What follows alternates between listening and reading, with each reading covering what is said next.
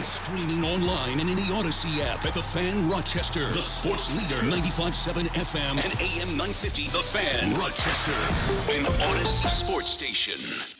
It's time to start the show and talk about the sports we saw. Inside jokes and takes from Danger and Battaglia. Bills and the Sabres and the Amherst. Who gave a microphone to these jerks? Welcome to the sports bar, that's where you are.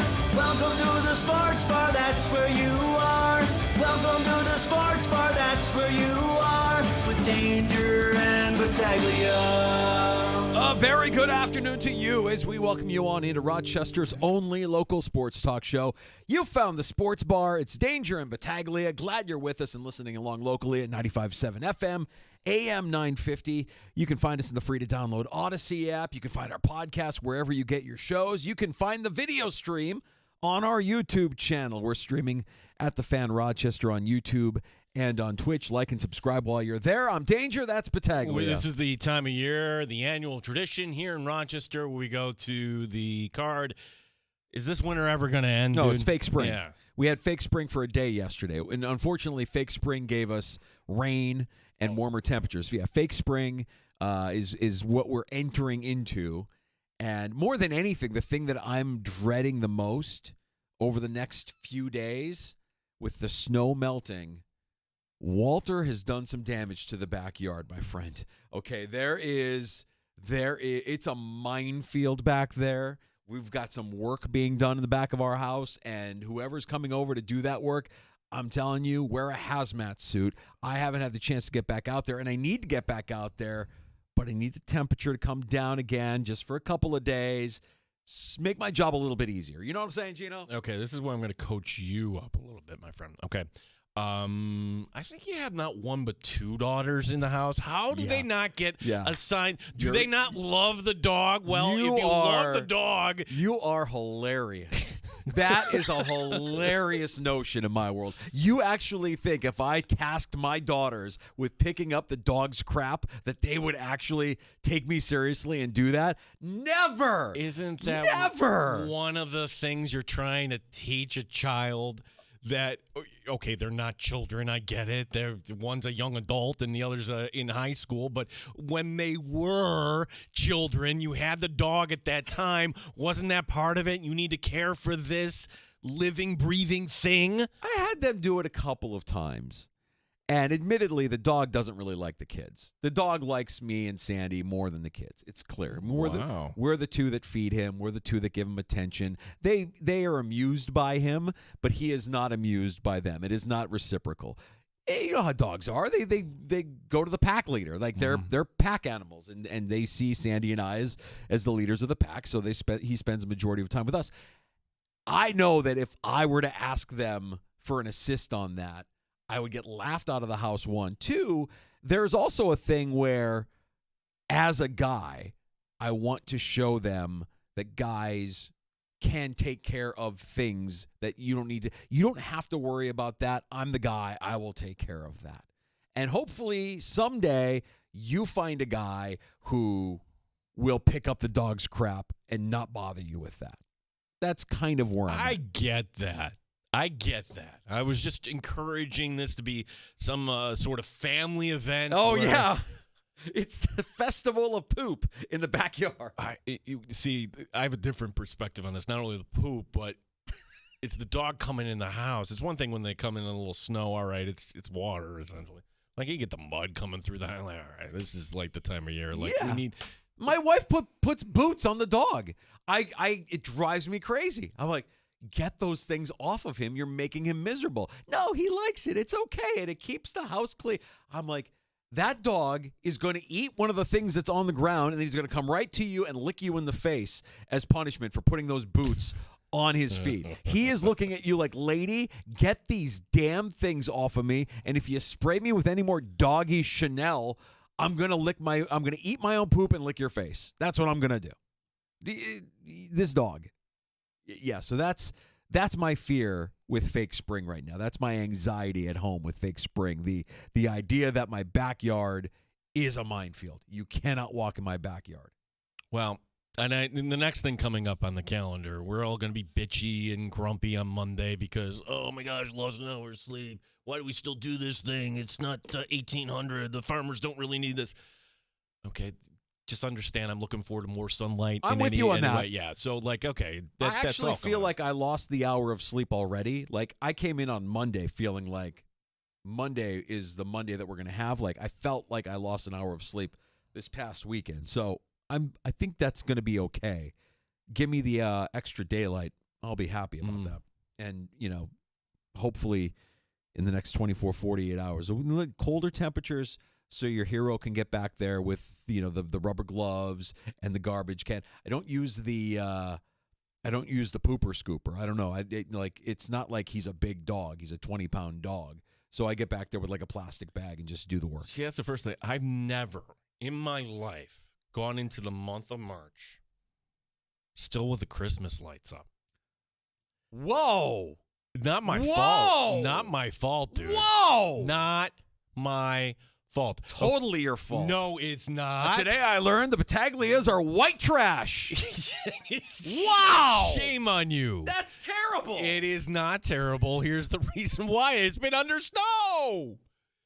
You're the one on December 26th. Everything done. Christmas is over. No more Christmas. Hey, we like keeping it up through the new year. And then, hey, we get to January. And, oh, my gosh, all the snow starts coming down. So this is like the first time since January. I get it. Don't, you're not in your neighborhood, all your Goombas. I'm sure there's more than one Goomba in your neighborhood that still has the Christmas light. How dare you? How dare you think that my neighborhood is on the level of your neighborhood? Trash. Of course not. Of course they've all got their Christmas lights put away. Come on. I am going to go up there tonight then. I know exactly what you're talking about. I actually got mine off and down and put away the day before we got that first bit of snow. That first bit of snow that was relentless, that didn't stop until we got through the month of February. And really, hasn't really stopped yet. So I just got in under the deadline. I was almost you. With the lights still on and still up, buried underneath all the snow. But I got to say, by March, you got to get them down. It has to happen. That's the last thing that hasn't been canceled, by the way. You called me white trash. Oh, you called me white trash. I mean, that's what your neighbors are telling me to call you. Okay. I don't know. I don't really know what your neighborhood is like, but I just know your neighbors keep telling me, the Battaglias are white trash, leaving their Christmas lights up until March. What's that all about? We've got a fun show lined up for you this afternoon. Lots to get to in the sports bar, and a couple of our favorites stopping in to join us as well. We're going to speak later on this afternoon in the 4 o'clock hour. Our buddy Dan Leberfeld, Jets Confidential, stops by. What are they doing? Like the Jets really are going to go in with Tyrod, or you're hoping to trade up? Let's see. What's on the free agent market? You can't go after him. Yeah. Daniel Jones. Oh, you just released Aaron Rodgers. What is their plan here? Right. Are you hoping for one of the two guys the Steelers might not bring back? That might be the option. Russell Wilson, congratulations on becoming a Jet. I'm sure that Dan Leberfeld will have us convinced. It's funny. It takes a while to build a winner, but I think the New York Jets have shown us, like, a team that we think is ready to take that next step. Holy cow, it just completely collapsed. It is a complete rebuild there. I'm curious to see how the early days of Aaron Glenn are playing out. I wasn't really interested in that guy being a head coach in the NFL. I just thought that, the Detroit defense, I know they were injured last year, but there was a lot of lapses. There was a lot of moments where it's like, they're not very detail-oriented. If Aaron Glenn didn't play for the Jets, would he still be the best candidate? Interesting. We'll get Dan Leberfeld's thoughts on that, joining us here in the 4 o'clock hour. And later this hour, 13 Wham and Buffalo Plus's Dan Fates to talk some Buffalo Bills. Yeah, he's got thoughts on the salary cap. He wants, we're going to clear the deck for him on that, as there's some teams doing some things around the league here. I've got some thoughts here, too. Dan Fates 13 Wham coming up, because one of the stories today, Danger, the Cleveland Browns, restructuring the contract of Deshaun Watson, essentially kicking the can down the road. Now, of course. To me, I would have handled it a different way. I would have, all right, taken like the Diggs approach. Okay, we're just gonna take this right now, our medicine, and then you're gonna draft a quarterback or try to find another quarterback and build for the future.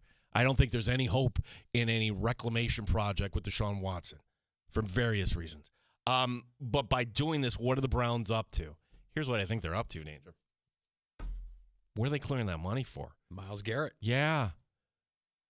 If we get to, say, a week into free agency, there's no Myles Garrett deal, what was the Browns' plan all along for that money? Do you think for a second that the Max Crosby news from earlier this week didn't cross Myles Garrett's mind, or that he didn't say to his agent, all right, now we know what we need to top, and when Micah Parsons gets paid, it's going to be even higher. So the Browns, it's in their best interest now to pay Garrett, knowing you have what Crosby's making as a benchmark, before Parsons gets paid. Because when Parsons gets paid, it's going to be more than both of them.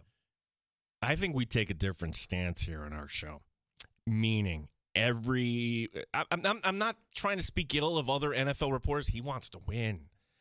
Myles Garrett is cut from a different cloth. Yeah, of course. Sure, everybody wants to win, but ultimately, who's going to pay you? And if the Browns come and say, hey, what Crosby just got, we're going to top that by 10%. Or something stupid. If you don't think they could do something stupid, they're the organization that did this for Deshaun Watson. Yeah, he's still a Hall of Famer. You play out in Cleveland. And the idea for Browns fans, if you have that and then you draft Abdul Carter, ooh. Now, that's all false hope. I'm sorry. Like, honestly, I would think that maybe Myles Garrett could say, the Browns need a lot. Yeah. Like, you could say, yeah, they should draft Abdul Carter, but they also need a quarterback. Oh, Travis Hunter would be nice too. Yeah, they could use like 3 out of the top 5 picks in this year's draft and still be the 4th best team in that division. But that makes a lot of sense. Restructure Watson, free up some space, make a run at Garrett. I don't think he's going anywhere. But we'll discuss the Bills cap situation with Dan Fates, who joins us. Sour cap isn't real, of course, according to Dan Fates. The Bills did make a cap-related move today. They released their punter, Sam Martin. Are we in some hot kicker talk here? I think a little hot kicker talk. Well, by releasing Sam Martin, Danger, it saves $1.9 million against the salary cap for the Buffalo Bills. Really, you're playing this music. It's more of a Francesa, in my opinion. He's a freaking punter. Like, you're kidding me. Like, this is something debatable.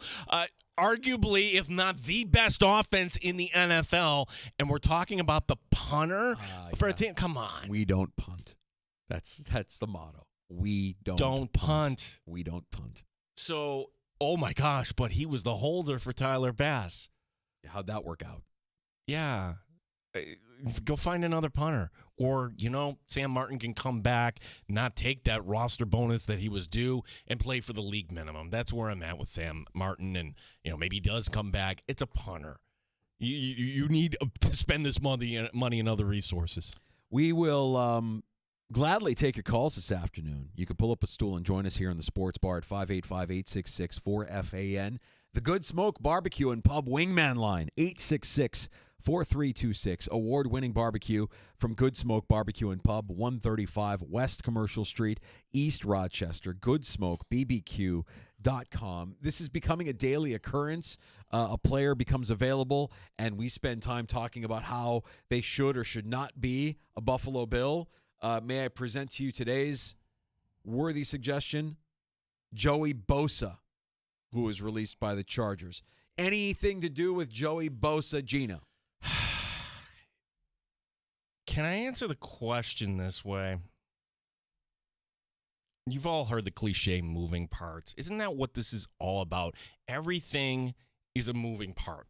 Meaning, okay, Joey Bosa, that's a fast-moving part. He's going to be available Monday if you want him. DK Metcalf, ooh, very interesting. Well, not as fast-moving because you got to negotiate something with Seattle, and then you got to negotiate something certainly with Metcalf's representation because you're not going to trade for him unless you give him a new contract. And then really not fast-moving, but probably the best prize of all is Myles Garrett.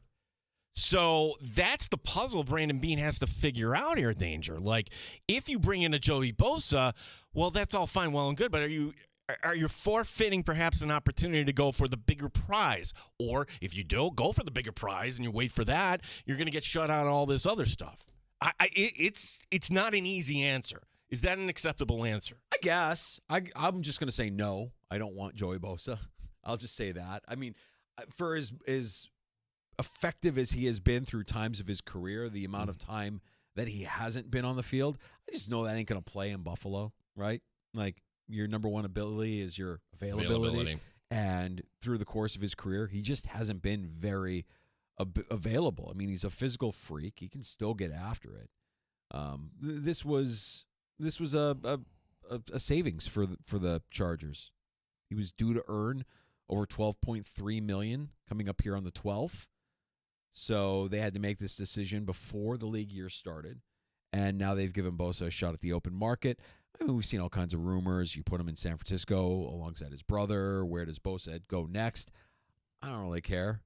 Well, keep him out of Buffalo. I don't think we need him. Okay, but if he's still sitting out there in the month of May, my buddy Tim in San Diego wrote in like, "Hey, would you bring him back like Leonard Floyd?" Ooh, that's a good kind of comp because Leonard Floyd sat out there a long time, and when he came in, that was one fun year.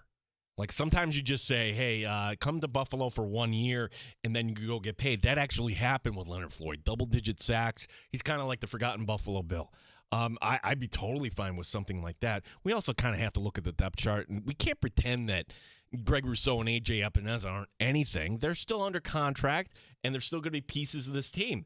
I do think that one of the 4 defensive ends this year you'll need on this team, if not 5, is going to be coming from the draft. That leaves, okay, Bosa, Khalil Mack, Garrett, dare I say, somebody else in free agency, Sweat, Philadelphia. I mean, there's a lot of options that will be pursued there at that position. But I don't think you're getting 2 or 3 veteran, free agents there. It'd just be too expensive. I still like the idea of making the trade for DK Metcalf. Get that guy in Buffalo. Get younger on the defensive side of the ball. Focus on the defense in the draft. Maybe one running back as your safety net for if things go badly or when things go badly with James Cook. Draft a running back. It's a deep class. But get younger and get athletic and get big on the line through the draft. Garrett feels less and less likely with each passing day. I'm not enticed by Joey Bosa. I think you could do better than that. Peter putting up a poll here. How bad a violation is it to have your Christmas lights on your house in March? I voted I'm okay with it. It's embarrassing, dude. It's absolutely embarrassing. Embarrassing! We got to get those down. This text to me, I still have my lights up, but I'm in the 315. Oh, that checks out. That's from my father. Let me guess. He's got a couple of cars parked in the front of his yard, too. Mr. Battaglia, no, sir. That was Danger who said that. Mr. Battaglia, sir. It is time for you to take your Christmas lights down. Your neighbors think you are white trash. First time you met my dad, respectfully, you're calling my. I call him Roger. Yeah, and I was like, I pulled you aside. It's Mr. Battaglia. It's Mr. Battaglia. Like we had a boss here where you couldn't call him Michael. I'm gonna call him Mr. He never corrected me. It was like one of those things. I'm sorry, man. Thing. We're all adults here. We can have an adult conversation, right? I mean, I can respect that he's my elder, and I'm not going to say anything I hope that is offensive or turns him off, but I can't call him by his name. I'll let you two hash that. All right. Well, next time we get together with your old man, I can't call him your old man. That's disrespectful. That's right. I got to call him Mr. Battaglia. But I would call your father-in-law by his. I wouldn't call him by his first name. I met him once, so. Yeah, I know. That's probably smart. Yeah, I wouldn't. Where's the Godfather music? Where's Bruno Martini? You don't disrespect the family, Gene. Don't disrespect the family. That's all I'm saying, too. All right, we're going to get to Dan Fates. 13. Oh, you should also mention before we get to Fatesy, because I thought I saw this cross my feed. I'm like, oh, well, good for him. It's Mitch Morse retiring. Yeah. Mitch Morse came in at a time where, Gosh, Eric Wood had to prematurely retire. Do you remember that? The Bills coming off their first playoff appearance. You broke the drought, and oh gosh, Richie Incognito leaves the team. You have Eric Wood, and you needed to spend some money on that offensive line. I thought Mitch Morse was a pro. He was a cap casualty this time last year. Wanted to get paid one more time, and look, that's a good career that he had. So someday, I don't think he's Wall of Fame danger, but certainly respected, and I think one day he'll be leading the charge. He'll lead the charge, no question about it, and he'll be somebody that everybody remembers for being that good leader, kind of that quiet mentor, that quiet leader, led by example. And it's 1 year in Jacksonville, he did start every game last season for them, 77 games during 5 years here in Buffalo. So Mitch Morse, kind of like that quiet, unheralded hero of the offensive line there in the beginning of Josh Allen's career. Somebody I think we should all recognize. Pretty good career. Yeah, good career. Dan Fates, 13 Web Sports, Buffalo Plus. We're going to talk salary cap. We're going to talk trade options. We're going to talk free agency and the start of the NFL season next week. All with Dan Fates next here on The Fan Rochester.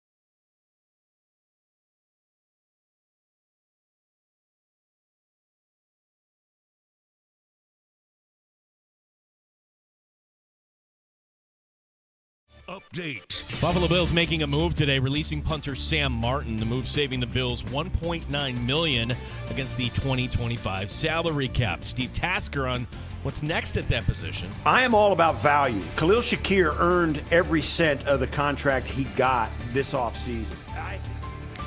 We will talk cap-related stuff here coming up next. Dan Fates 13 Wham and Buffalo Plus to join us. One other Bills-related note, former center Mitch Morse announcing his retirement today. Buffalo Sabres have lost 4 in a row. They're playing out the string here.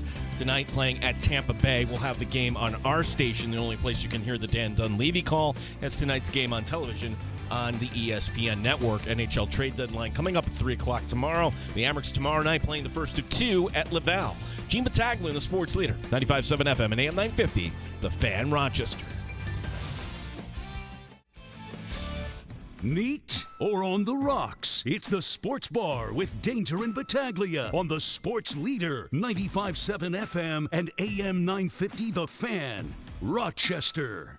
We need a sign in the studio, 0 days since the last incident, meaning I played the wrong soundbite for Gene's Sports Update. I have a pretty good record going on, and then all of a sudden I got to absolutely botch it like I just did. Now flip the sign.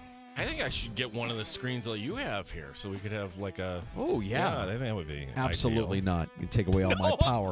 Take away all my power here in the sports. Another mess up, Danger. We're going to have a conversation. Yeah, we'll flip that sign over and welcome in Dan Fates, 13 Web Sports, Buffalo Plus. Joining us now in the sports bar to talk some Buffalo Bills. Dan, it's become like a daily thing. Like somebody will become available or there's a trade rumor, and all we want to do as Bills fans is talk about whether or not that player makes a lot of sense for the Buffalo Bills. Yesterday, DK Metcalf. Today, Joey Bosa. But more than anything, we have to get cap compliant first, and we know your stance on the salary cap. It's not real. So Sam Martin getting released today, saving a little bit of money there. I mean, really, you need a big move here to get cap compliant if you're Brandon Beane.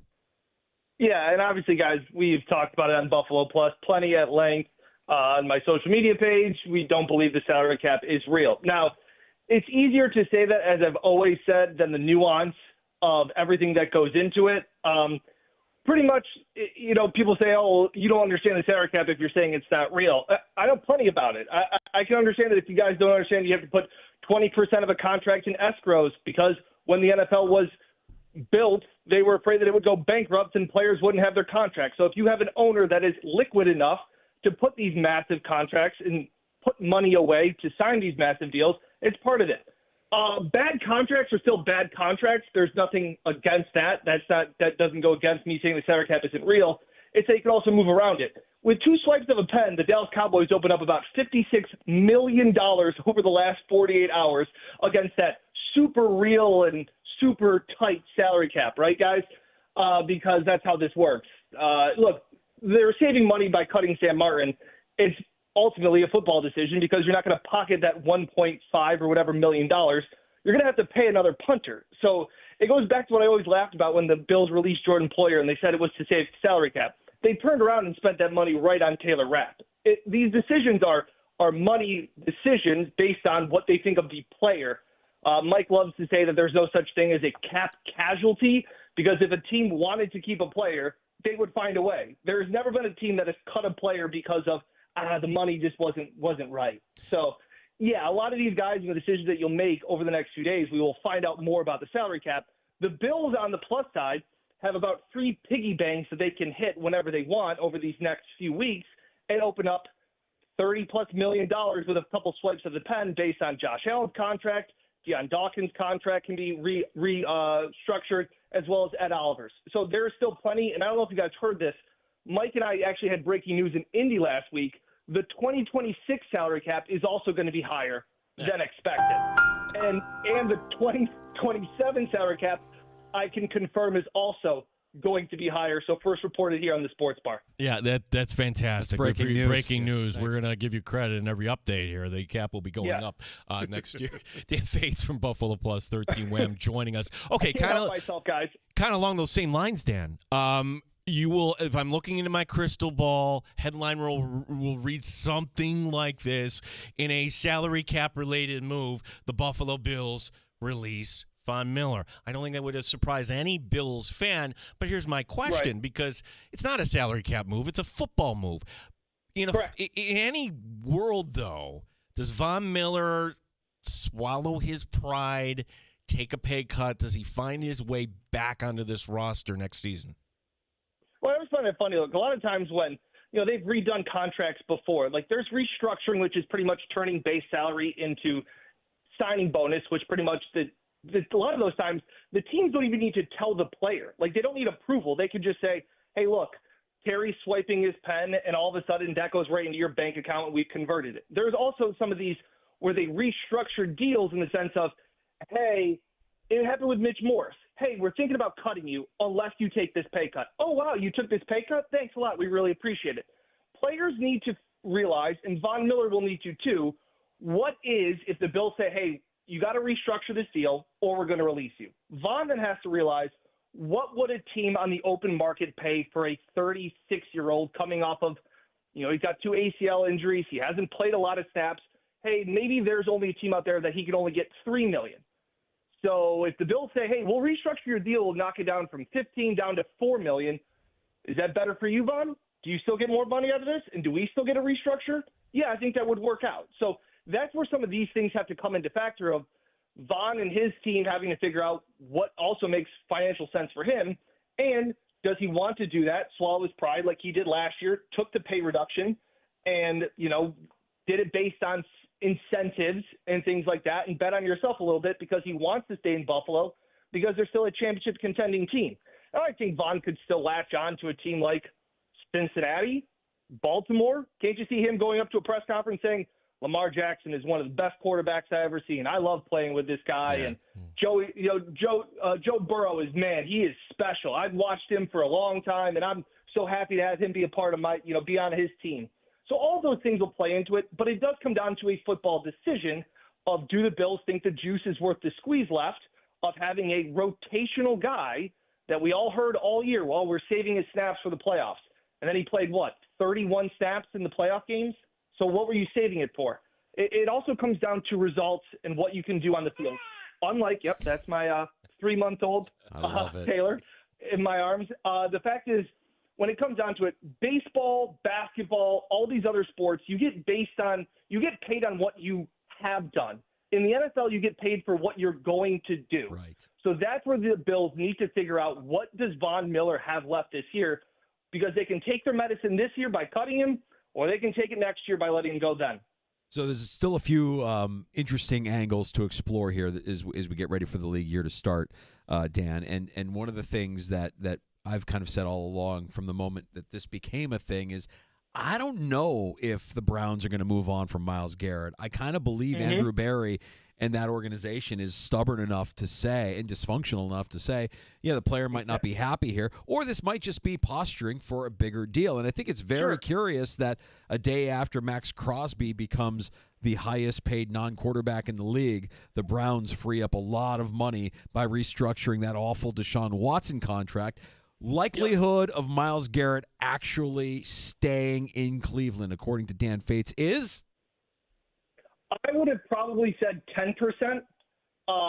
But as I say that, the normal functional thing to do would be to move on from a disgruntled player, get assets, make your team better for the future. But like you just said, the Cleveland Browns are a dysfunctional team, and dysfunctional teams do dysfunctional things. So whether they want to sit there and puff out their chest and say, we're not moving the best defensive player in the game right now, no, that despite him saying he doesn't want to be here, to me, that would be a disservice to their team, to their fan base, to the franchise, of just to stand tall and say, no, this isn't how we're going to do things. I think it'd be dysfunctional. But again, that's what they are. He's going to want a big contract, obviously. I think there's other ways of getting that done. But it's interesting by the way that they continue to stay so steadfast with it. They were talking about it again at the Combine, that they're not moving him. I don't think Myles is going to play on whatever his contract is and put more wear and tear on a team that's going to win 3 or 4 games again next year. What's the point? So I think he gets traded by the end of this, but I think this is going to go longer than I think we originally expected. See, that's the problem, Dan, because not everything lines up here. You've heard the cliche. This is my theory on this, moving parts here. And that's the slowest of all these moving parts. And as much as we want to joke that the cap isn't real, if you want to kind of account for Myles Garrett, it's not just the salary. Well, it's the roster spot. And, well, if you're going to fill that spot, I mean, are you willing to wait for Myles Garrett if this drags to, say, right before the eve of training camp? That's tough because it's kind of like the same thing, too. Teams are right now, it is free agency, and you're kind of planning your moves based off that, but you also got the draft coming up. So is it a team that swings and misses and doesn't get their edge rusher that they wanted in the first round or the second round, and then all of a sudden does the price get higher or does it get lower because some teams now are all set, and that teams that were originally interested in Myles Garrett say, hey, we got this guy that we're happy about and things like that. So I think that it could take longer, but I still think you can make it work no matter what side you are. The Eagles have proven that time and time again. The salary cap definitely doesn't apply in Philly and Howie Roseman with the way that they work on things. You still have, especially if you're the Bills, you still have those piggy banks like I was talking about that you can smash and open up, tons of cap space when that be. The free agency, what pieces start to fall, they all seem to be waiting on Myles Garrett. But then, like I said, then you go to Hendrickson. You go to Micah Parsons still waiting to see what, the Cowboys say, oh, we're not going to move him. Well, okay. Dallas does dysfunctional things just as much as the Cleveland Browns does. What is Pittsburgh going to do? I keep talking about it. I would still keep calling about T.J. Watt and see what the interest is there. So there are other pieces. Obviously now Max Crosby's out, but I still think there are other options there where you don't want to wait too long if you're Cleveland because then I think other teams are all filled up and then you don't have as many buyers for the best house on the street. Dan, when news came out yesterday that DK Metcalf was looking for a trade out of Seattle, I kind of firmly planted my flag and thought, okay, this is how I wanted to go for the Bills. You trade for Metcalf and you bolster up that wide receiving core through the beginning of the league year. And then when you get to the end of April in the draft, you focus on the defense with the exception of drafting a running back. Don't leave Green Bay without a running back and get younger and get bigger and get more athletic on the defensive side of the ball in the NFL draft. Do you think that plays out? How real do you think it is that the Bills could be in play here for DK Metcalf? What do you think that would take? Well, I don't think it would take what Seattle wants to right now, which is fine. That's what Seattle wants to do, is a bargaining chip of saying we need a first and a third, and then DK supposedly wants $30+ million as a top end wide receiver, and that's fair. That's how these contracts work and go out like that. Diana Rossini was already talking earlier today that there are no teams that are interested in giving up a first and a third. Any team that really needs a wide receiver is not going to give up a first and a third for DK, knowing what you're going to have to pay him there. So I understand that. Do I think the Bills should be interested? Yeah. How realistic is it? We were just talking how you guys introed it of like, hey, you have players that come up and we always say like, will they fit with the Bills? This may be the first time I've seen a player come up that the Bills aren't in like the top 5 for like odds of landing a player. I haven't seen the Bills be really there at the top via the DraftKings fan book for DK's next odds. So I was surprised to see that. I would love it. Look, I think he is the epitome of a big play, outside, vertical stretch player that this Bills offense has been lacking. So would I think it'd be great? Yeah. But Mike and I did this experiment. We were down in Indy, and he goes, hypothetically, which has also been thrown out there, would you want A.J. Brown or Myles Garrett? And you could only have one. And I am team wide receiver. I've been team wide receiver for the last 4 years, saying get Josh Allen more pieces. I think I would still lean Myles Garrett in the sense of you need a guy that can get Josh Allen the ball back. The Bills have had issues getting off the field on third down. And I look at that as Myles Garrett maybe gets Josh Allen the ball 2 more times a game. And if that's the case, I think Josh is going to score on one of those 2 possessions. So I'm starting to play that math game of, do I want to help Josh Allen out? Absolutely. I'm very bullish, though, on what I think the stock is on Curtis Samuel, and I'll buy that low because I liked what he did at the end of the season. I think he really was banged up and injured most of the year. But, man, I look at that and I go, DK would be great. But if I only had to pick one, whether it be getting Myles Garrett or getting a stud wide receiver like DK Metcalf, I'm still probably leaning towards Myles Garrett helping out the team in general than making a big splash play and a big investment in a wide receiver. I'm going to give you another scenario here. DK Metcalf, where, all right, you're going to have to – whoever you bring in, you're going to have to pay. Let's just assume that. Right. But you're going to have to also give Seattle draft compensation, okay, if we're DK Metcalf, obviously. What about Devontae Adams? Yes, I know he's 31. No. I don't know if there's – him and Cooper Kupp are the two guys that I just don't know how much tread's left on the tires. Both guys that I like in theory, good players, not trying to knock anything about it. The Jets were a dysfunctional mess. The Aaron Rodgers stuff makes Devontae kind of icky to me and all of that stuff. So I'm not really sure on what is there with Devontae Adams as that vertical outside stretch guy. I guess that's where I'm at. And I know Christian Kirk's been another name that has been thrown out there as well. I think he's with Josh Allen on his bachelor party right now out in California. He's been his golf buddy and good friend for a long time. There are just – now that you've made the commitment to Khalil Shakir, and I'm all for figuring things out later, getting guys that can separate and win one-on-ones and beat zone coverages, I'm just not sure what's left for Devontae Adams. Dan Fates, 13 Wham Sports Buffalo Plus, is joining us here in the Sports Bar. Danger Battaglia. We're talking Bills and off-season moves. And since the last time we had you on, a running back became the highest-paid running back in league history in Saquon Barkley. So, Dan, I'm curious, does that help James? I mean, I know it helps James Cook get closer to that $15 million a year that he wants to make, but does it help his case in trying to be with the Buffalo Bills at $15 million a year? So we were just talking about that in the latest Buffalo Plus podcast that came out yesterday. I still think they need to – I guess I'm still waiting to see what they think of Ty Johnson this season and with him being an unrestricted free agent. Ty Johnson has earned the right to be the Bills' third down back. He was great in pass protection. And the amount of big plays that he made in the passing game, go back to Detroit, go back to Denver, big plays that he had earned the right to be. And the Bills had thought of him as like, he's the third down back. Josh called him the best third down back in the league, all of those things. If they still value him at a number more than a team values, sure, another team can take a shot on Ty Johnson being their backup or maybe giving him splitting carries, all of those things. But then you're saying to James Cook, we still don't see you as a three-down back. Saquon Barkley is getting that money because he is a three-down back. I don't know who the backup running back is in Philly because Saquon plays all of the time. And to get $20 million like a Christian McCaffrey and those kind of massive numbers, you got to be a three-down back.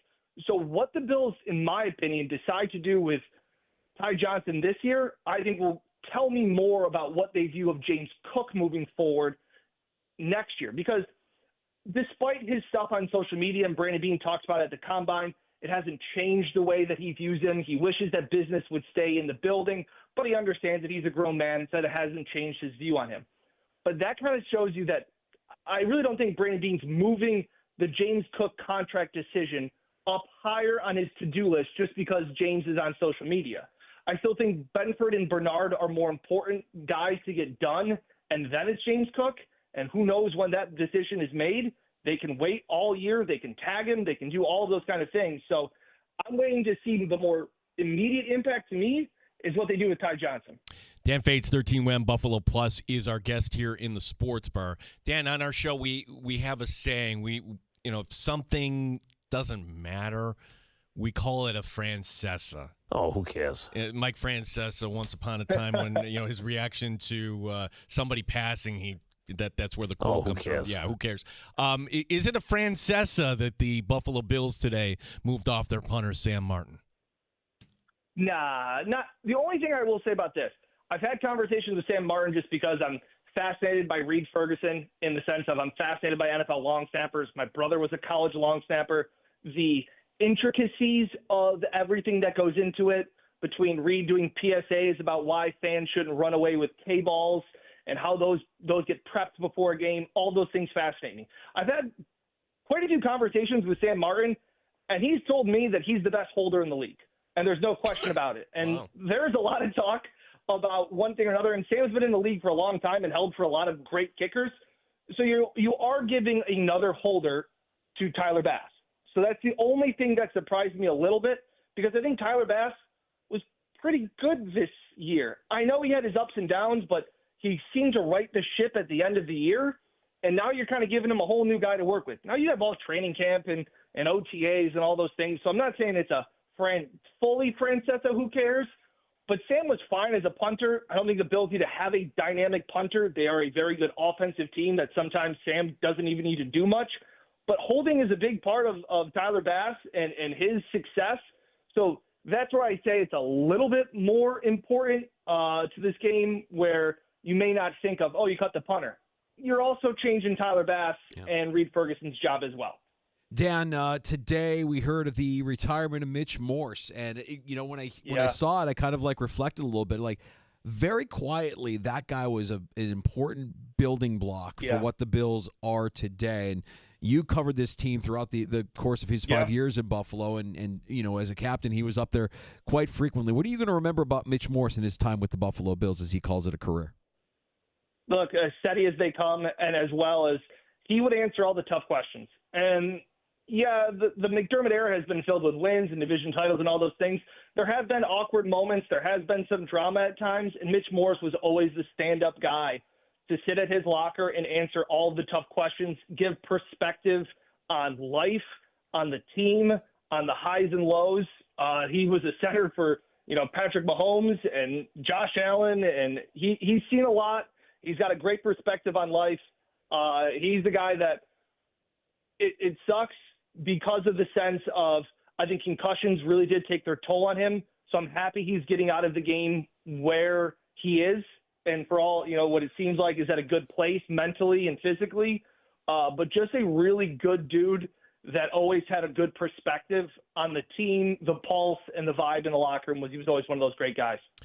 Dan, last one for me, and it's one of those lines where we talk about these athletes, but then they have their personal life. We don't go into that area. But if you're Josh Allen, I mean, hey, it was just kind of a reminder, hey, his bachelor party, I would assume that means the wedding is on the horizon. I'm just trying to wonder how this might impact Josh Allen, the man, because, I wouldn't assume he'd be living in Buffalo, say, all year round there if he's going to be married to somebody that is based in Los Angeles.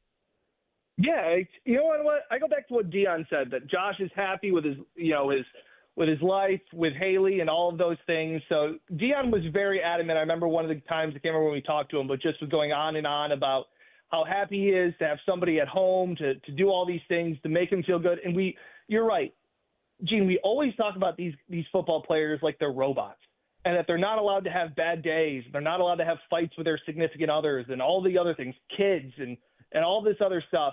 It is funny to get to see Josh now more as he's growing up. I think I saw somewhere that he's going to be one of the top or 10 oldest quarterbacks in the league. It's like, where has time gone?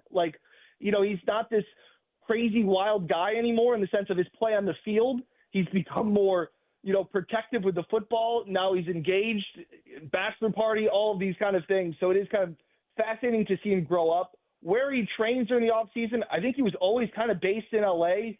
Or California, where he kind of got his work in. So I don't think that changes too much.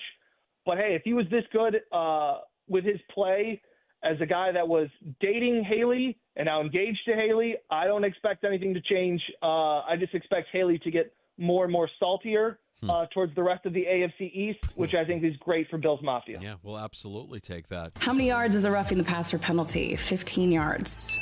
Name the 4 teams in the AFC East division. You got the Buffalo Bills and the Bills' 3 sons.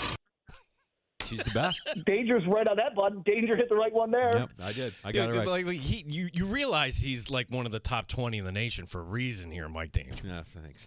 Dan, let everybody know what you and the crew are working on at Buffalo Plus so we can check out this week. Yeah, we did a video earlier.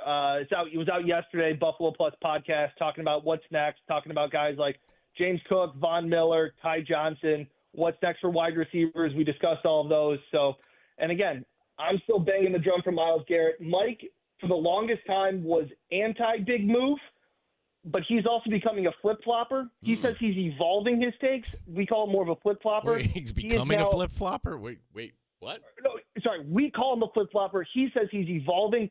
Oh. Now he's on the side that the Bills make a big move. He said they took their medicine last year with the cap. He thinks Bean now makes a move after talking to some people in Indy. A Hall of Famer, a takesman, and now we hear that he's moving the goalpost. You hate to see this out of Mike Catalano. It's crazy. It's crazy, right? Yeah. Dan, great performance once again by you, in my opinion. Thank you. Appreciate it, as always. Dan Fates, 13 Wham Sports, Buffalo Plus, joining us here in the sports bar, as he does every Thursday at this time. Good Bills conversation with Fatesy. Fantastic. They're fun over there. Always. All right, we got to get to a break and come back. We'll have Dan Leberfeld joining us here in the 4 o'clock hour. What's going on with the Jets? What's the plan? What are the early days of Aaron Glenn looking like? You can't be serious. Tyrod Taylor is your week 1 starter? Come on. No, that can't be it. Maybe Dan will unveil the Jets plan here. Also, I've got a take coming up here. Picking up our conversation yesterday, a report that maybe we were off on this, thinking that Sam Darnold's going to have all these options. And there's one report that says not so fast. We'll get into that. And I know what's missing from our sports, from our consumption of sports. It's something that we saw a little bit of in the last few weeks, and it's something that I think we need to see a return, more return to here over the course of the next few months. I'll explain. We'll get to that more next. Here in the Sports Bar, it's Danger and Battaglia on the Fan.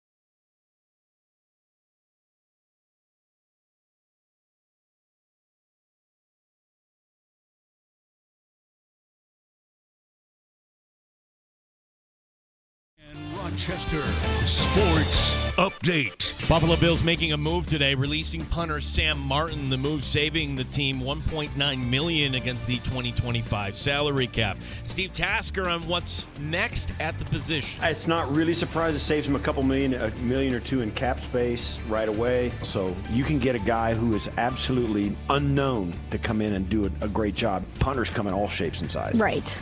One other Bills-related note, former center Mitch Morse announcing his retirement. We'll talk NFL later this hour. Dan Leberfeld, Jets Confidential, to join us. Sabres hockey tonight as they're playing out the string. They're in Tampa Bay. We'll have the game for you here on The Fan, the only place to hear the Dan Dunleavy call, as the game tonight TV side is on ESPN. The Amerks this weekend, 1 of 2 tomorrow night up in Laval.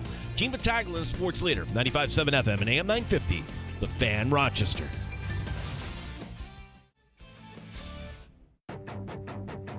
The Sports Bar with Danger and Battaglia. We're right in the midst of a James Cook conversation. The Cleveland Browns have redone Deshaun Watson's contract once again. Joey Bosa now done in L.A., released last night. So with Sam Darnold, it's hard to read the room. Mike Danger. DK Metcalf, I'm listening. I love the idea of DK Metcalf with the Buffalo Bills. Very high on that idea. Always have loved the player. Like, that guy is talent. He is that kind of guy. He is a weapon that they don't have in this offense. He's a fit. He would work for the Buffalo Bills. Gene Battaglia. The more I think about this, Danger, it's a dream and a wish, and I'm starting to kind of let go a little bit here on Myles Garrett, because there's going to be other teams that are going to offer you more draft capital. There's going to be the issue of, okay, can we actually afford to pay this? And number 3, maybe the Browns could just brown here, be like, nope, we're not doing anything. 95.7 FM and AM 950 The Fan, Rochester. Welcome you back into the Sports Bar. You can reach out with X, that's Elon's Twitter, at the Fan Rochester, just like Matthew McGrain did earlier. We do not want Joey Bosa. Okay. He's always injured and only better than Miller by a nose. Hi-oh! Thank you, Matthew. Thank you, Matthew. We appreciate you. You make us better here in the Sports Bar. Thanks for listening at 95.7 FM, AM 950, the free-to-download Odyssey app. You can get us on your smart device when you ask it to play 95.7 The Fan. And we've got the stream up. You can watch the Sports Bar on our YouTube channel at The Fan Rochester, also streaming on Twitch at The Fan Rochester. So in the last hour, we want to welcome to the possible big star that could be on the move. The Cincinnati Bengals have granted permission to their star defensive end, Trey Hendrickson, to go seek a trade. The two sides met in Cincinnati today, according to various reports, after the failed negotiations. Jordan Schultz is reporting that the Falcons and Commanders are already monitoring the situation. Trey Hendrickson, I would like him in Buffalo. He would be great in Buffalo. Cincinnati would be dumb to trade him to Buffalo. I would think that the Bengals still fashion themselves as contenders here in the AFC. Why they're not keeping the guy around, that to me is kind of silly, actually. This is the Bengals starting to be like the Bengals here, that they didn't get out in front of the situation with either one of their wide receivers. Now they're kind of paying the price on the back end, and now this may ultimately cost them. I don't want to say arguably. He is their best defensive player. So I welcome Trey Hendrickson moving out of the AFC. Let him go to Washington. Let him go to Atlanta. Let him go to the Eagles. I don't care. You just hit it, though. The Bengals are still, for the Super Bowl run and the whole thing, like, they still are the Bengals. They're still cheap. They still are mismanaged. They're still dysfunctional. They've got some of the best talent in the league on that roster, and they just Bengal it up. You can't let that guy walk. You got to keep that guy. Name another player on that side of the ball for the Cincinnati Bengals. You can't. It's him, and that's it. That's all they have.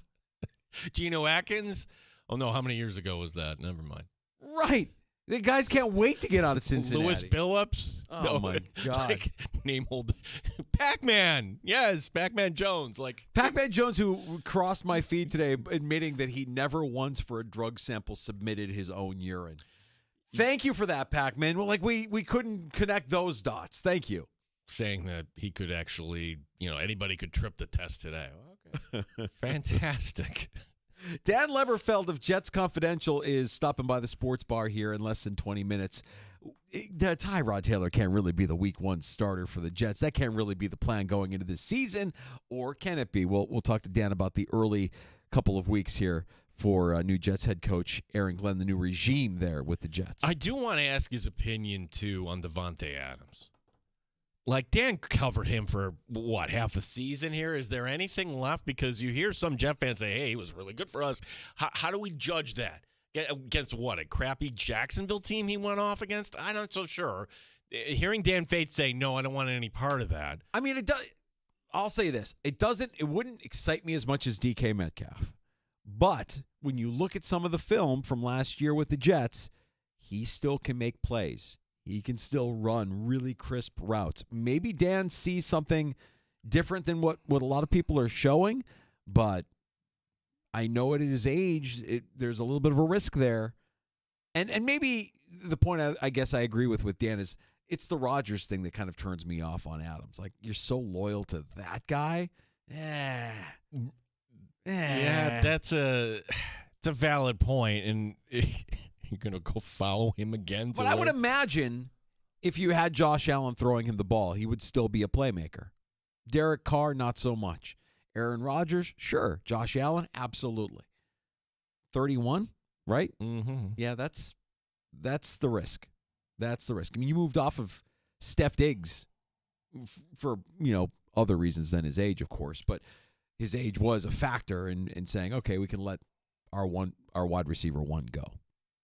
And you did. But we'll talk Davante Adams and all things New York Jets with Dan Lieberfeld here in just a few.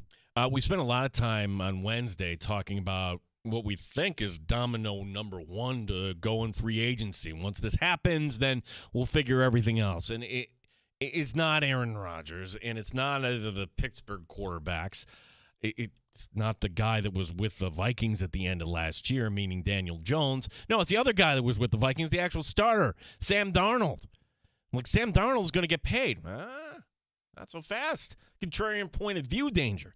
Charles Robinson of Yahoo says he talked to NFL decision makers at the Combine, and Robinson is reporting that the market for Darnold is going to be thin. It's a no on the Raiders, he says. In fact, he speculates that the Raiders, that Pete Carroll might actually trade for Geno Smith, so maybe Seattle would be in play here possibly. The Titans are too cheap. Cross them off the list. See the Steelers leaning toward keeping Justin Fields.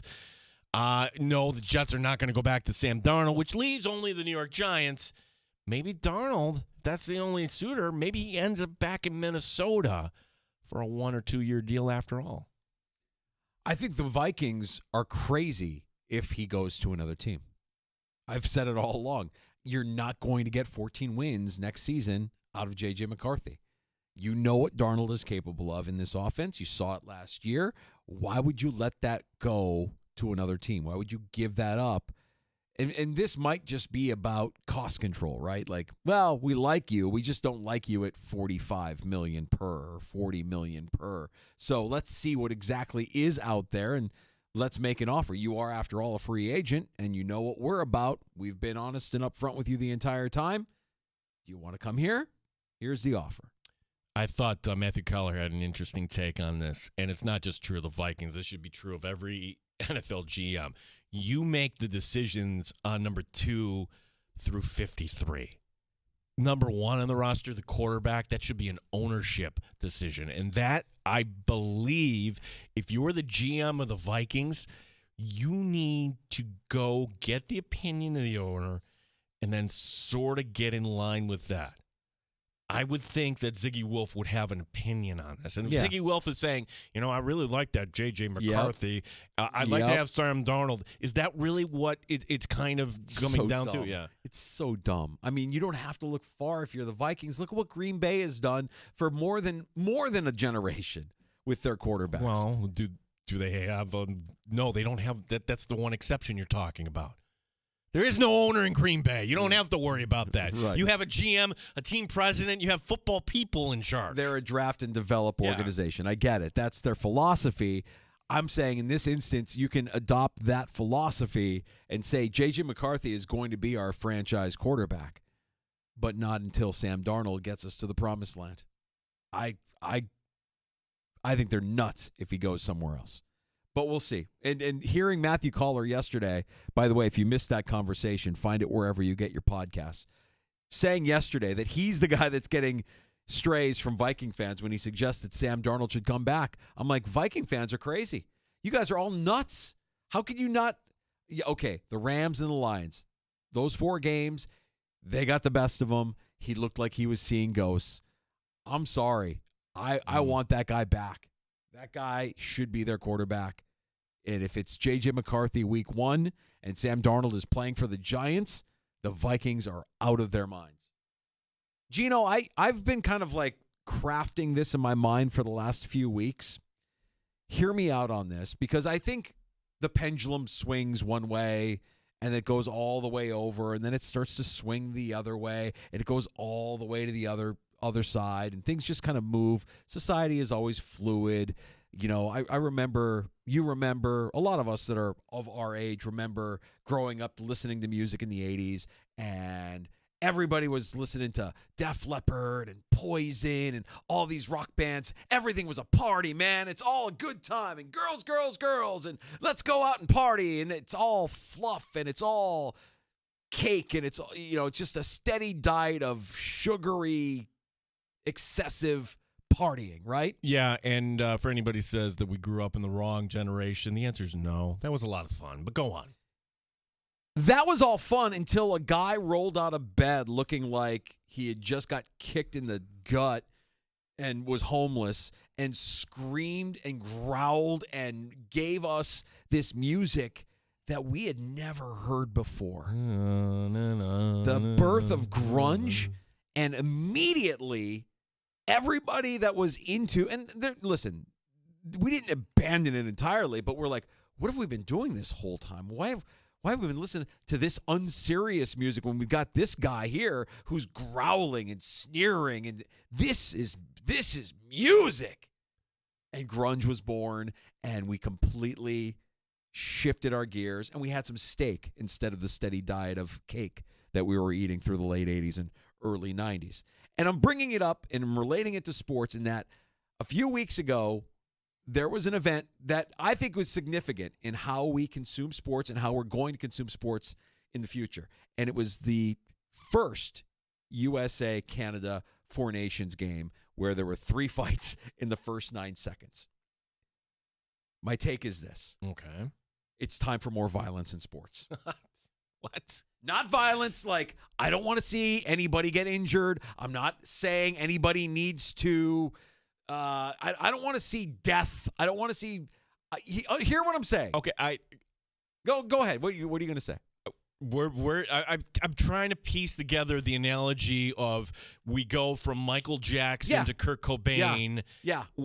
So the analogy is we've been soft. We've been conditioned over the course of the last, I don't know how many years, a generation really, where we don't want fighting in sports. We want that out of the game. We want to get that element out of the game. We've heard that, right? Constantly. And I'm bringing up hockey because that was eye-opening. And I know it was eye-opening for a lot of people. And I know that a lot of people loved it. How do I know? Because everybody was talking about it. Oh, my God, did you see that? Old-time hockey, 3 fights in 9 seconds. How great was that? That was great. Everybody was talking about a sport that normally nobody talks about. Imagine what it could do for the NBA. Yes. When was the last time the NBA had some muscle? No, these guys they're all friends. They're all buddies. They're all colluding. They're all working together. No, I want Rick Mahorn. I want somebody that's going to come up, show up and bash somebody's skull. And I want Oakley. You know what I'm saying? I want somebody that they're on the team. They're the goon squad. They're on the team and they have a designated purpose. They're there for violence. The take, and I wish I could give credit to this, like, why don't we have that in the NBA anymore, or many sports? And part of it is, well, it's the bond between your teammates. And when these guys get on the bus, get on the plane, they're buried in their phones. They're listening to whatever. They're not playing cards in the back and chopping it up and doing whatever they need to do. It's like they're all their individual business, take care of everything, and you're not really caring about the guy you're sitting next to on the bus on the way over to the airport. I know it might be a little bit radical, but the Four Nations tournament fights open my eyes. I think we're ready for it. I think we're ready for more violence in sports. I don't want injury. I'm not calling for injury. I'm not calling for concussions. Look, I hear the stories about the former goons in hockey that, had CTE and that was their own.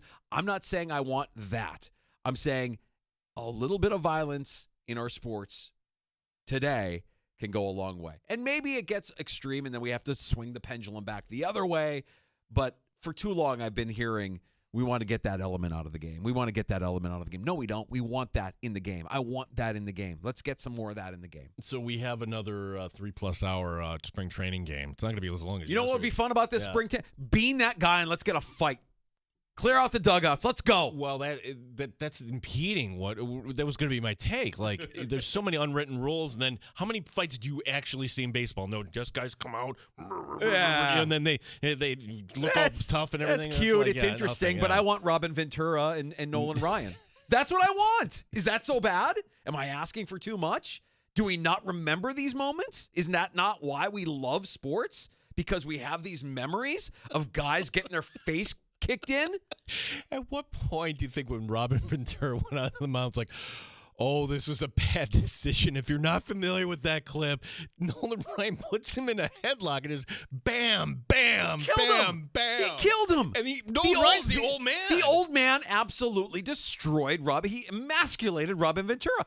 Killed him. That's all we know Robin Ventura for getting beat up by Nolan Ryan. I want more of that in my sport. I want those memories. I want to be able to talk about the time that Robin Ventura got beat up. Yes. We'll always remember the fights from the Four Nations tournament. We'll remember the Kachuk brothers forever.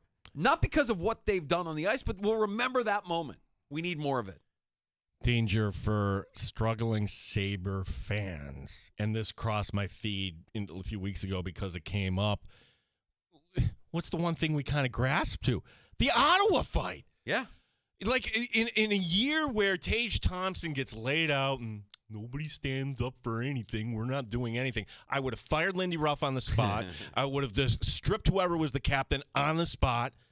Like, that's not how you do it. And then you go back to the day where Chris Drury gets laid out, and then and it's over. You have Peters. Now it's on. Now it's on. Yeah. To the point where you have a goalie fight.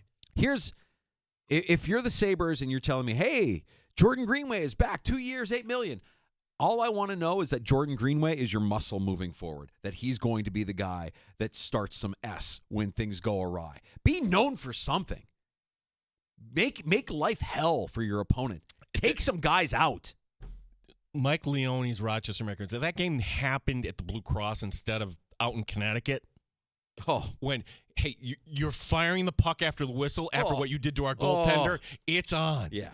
It's on, and now beat the crap out of them, and they won. Another example of what I'm talking about. Understand, I am not pro-violence, but in sport, I could use a little bit more violence. Just give me a little bit more. What we saw in the Four Nations opened my eyes to it. It made me think about the NBA. Why are ratings down in the NBA? Because it's boring.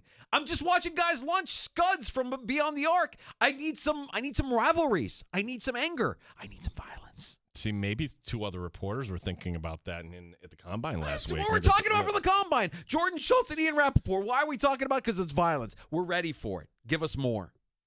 In sport. No injuries. Not asking for that. Don't want injuries. Just a little bit more. Just a little bit more attitude. A little bit more anger. A little bit more violence. Dan Leberfeld of Jets Confidential joins us next. Sometimes I like winding you up and then we'll have the latest here from the Jets here. They're off season as Aaron Glenn prepares for his first free agency period. He prepares for his first NFL draft. We'll talk about the moves that are made, the moves that may be coming. Dan Leberfeld joins us to talk about the AFC East rival of the Buffalo Bills next on The Fan Rochester.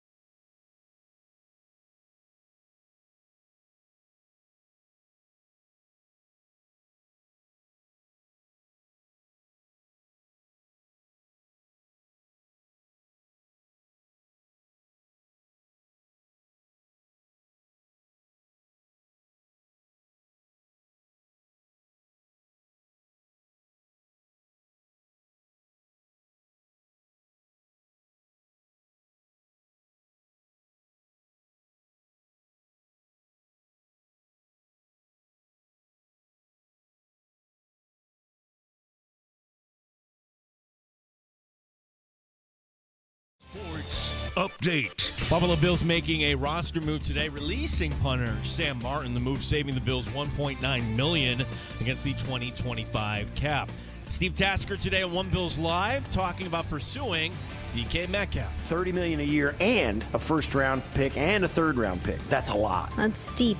There's no guarantee that if you get DK Metcalf, you're going to come in, you're going to get better. They scored more than anybody else in the league last year. I don't know. I don't know if I buy into it, that the Bills got to have that guy. Former Buffalo Bills center Mitch Morse announcing his retirement. The Cincinnati Bengals have given defensive end Trey Hendrickson permission to seek a trade. Diana Rossini of The Athletic reporting that the Houston Texans are trading for wide receiver Christian Kirk. Dan Leberfeld, Jets Confidential, joins us next. Gene Battaglia, the sports leader, 95.7 FM and AM 950, The Fan, Rochester. Pull up a stool and join us. 585-866-4FAN. 866-432-6. The Sports Bar with Danger and Battaglia on the Sports Leader, 95.7 FM and AM 950, The Fan, Rochester.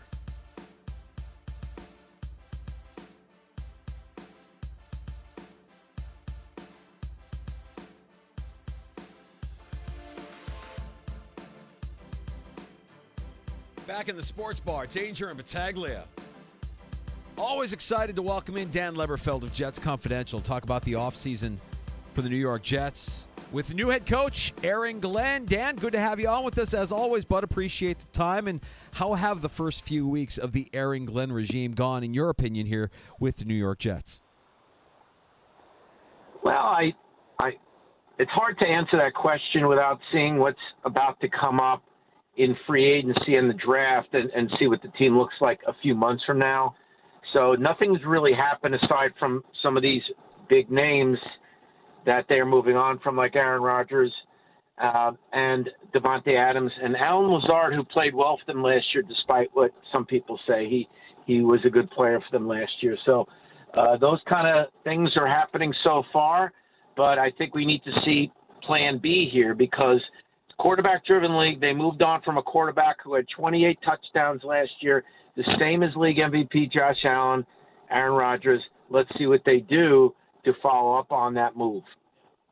Dan, before we talk about what could be coming next at that position, why did that end, in your opinion, Aaron Rodgers? Was that more from the Rodgers position? Did his act wear thin? I mean, it's hard to find quarterback play in this league, and he wasn't great, but now you really don't have anything. Your thoughts on what led to this divorce? Well, I just think, and I should have paid more attention to this, right when Aaron Glenn took over, Keyshawn Johnson of FS1, who obviously played for the Jets and played with Aaron Glenn. Aaron Glenn was a corner on the Jets, and Keyshawn was a wide receiver for our younger listeners out there. So Keyshawn comes out immediately and says there's no way that Aaron Rodgers is going to be on the team this year. There's no way that Aaron Glenn wants to deal with that mess. That's not for me. That's coming from Keyshawn. And Trey said, you know what? Looking back, I should have listened to Keyshawn. He was letting us know what was about to happen. To me, this was about personality. This wasn't about talent, because I think Aaron Glenn is the coach who's trying to establish a new culture, a new program, and he sees the iconoclastic Aaron Rodgers and is like, you know what? It's going to be hard for me to install my program with such a headstrong veteran quarterback in the locker room. So I think that's what it was about. It could not be about talent, because while Rodgers isn't necessarily the MVP Rodgers anymore, he was good last year. He was very far down on the list of their problems. I'd put run defense and offensive line and coaching ahead of him if you're going to list the problems. So you're talking about a coach who wants to build a culture in his first year. It's his first time as a head coach, and he's looking for help at quarterback. But please, Dan, tell me, is Tyrod Taylor going to be the Week 1 starter for the New York Jets? Well, I think, with Tyrod Taylor, when you look at his history, there's an old saying from Bill Parcells. He used to say that's a hold the fort quarterback, right? Or at any position, a hold the fort, defensive tackle until we get a better one. So I think Tyrod is a hold the fort player, and he's been that player at other stops where you pick a rookie in the draft at the quarterback position. Maybe he's not ready in week 1, so Tyrod plays 5 or 6 games or maybe the year until you feel the kid's ready. So I think, yes, Tyrod Taylor could be the week 1 starter, but more a hold-the-fort player till a young quarterback is ready to roll. Well, you had Sam Darnold picked number 3 overall, and ironically, he's going to be on the market here next week. You had Zach Wilson at number 2, the Jets picking at number 7, and Dan, I think the consensus here is, well, these quarterbacks really, aren't that great as compared to other years, but could you see maybe a Shedeur Sanders or maybe even a Jalen Milroe, Jackson Dart? Do any of these names excite Jet fans picking at 7 or maybe even trading down a little bit? Well, it might excite Jet fans, but I'm not that high on any of them. I don't think this is a very good quarterback draft, and I think that you shouldn't make a pick based on desperation. You should make it based on the film study and what your scouts say. So if they look at those guys and don't have high grades on them, don't pick them just because you have a need there. That's a very bad way of drafting. So I wouldn't pick any of those guys at 7. They have so many things that they have to fix. Their run defense, you guys have seen it up close in games against Buffalo. It's a bad run defense. So I look at that nose tackle, defensive tackle from Michigan, Mason Graham, and if he's there at 7, that's my pick. Dan, what about who they have on the roster at quarterback behind Tyrod Taylor? We didn't think about Jordan Travis last year. He was rehabbing from an injury. Last we saw him, he looked pretty good at Florida State. Is the organization, now that it's made this kind of overhaul with Glenn at the helm, are they still as high on Travis as the previous regime was? Well, maybe, but I don't know if you saw that story recently.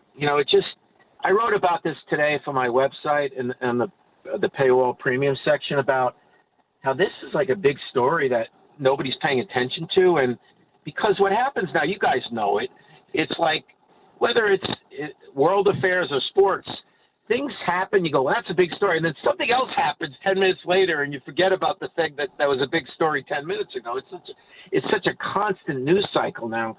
Jordan Travis the other day, his agent, was quoted by Rich Cimini of ESPN ripping the organization for how they handled his rehab last year. Right. I mean, it just never stops, man. I don't get that one. First of all, the agent said they rushed him. First of all, how could you say they rushed the rehab when they had no intention of playing him last year? So what would have been the rush, guys? It wasn't like you had Aaron Rodgers and Tyrod Taylor, you had Adrian Martinez on the practice squad. They had no intention of playing him last year. So the word rush, I don't really get, because maybe something went wrong in the rehab. I'm not saying it didn't, but I don't think they were rushing him per se. So I don't know where things stand between that player and the organization, because yes, there's been a lot of change, new coaches, some new personnel people. The same trainer is still there and the same doctors are still there. So to me, this is kind of unnecessary bad blood, and I don't know what kind of impact it's going to have on the player and the organization. Dan Leberfeld, Jets Confidential. You can also hear him on Sirius XM NFL Radio, our guest here in the Sports Bar. Dan, we used to have a saying, really wasn't a joke. It was just kind of our theory here on our show that Dan Snyder stuck around a little longer because, well, as long as he was there, he's the worst owner in the league. Absolutely. Shame on him. Now he's out. Now you have this report that comes out, this survey from the NFLPA, and the New York Jets with the worst ownership group according to this, or this worst owner according to the survey. What's the fallout of that, Dan? Yeah, well, I think there was some hidden agendas there. Let me make this clear. Woody Johnson needs to do a much better job as the owner, and he said that. He said, I need to be a better owner at the Aaron Glenn press conference. However, the things that they went after him about, to me, are not particularly accurate, meaning the facilities are fine. The food is fine. I just think there were some players that don't like the way he runs the team, so they downgraded the food and the facilities to take a shot at him. Those things are not the problem.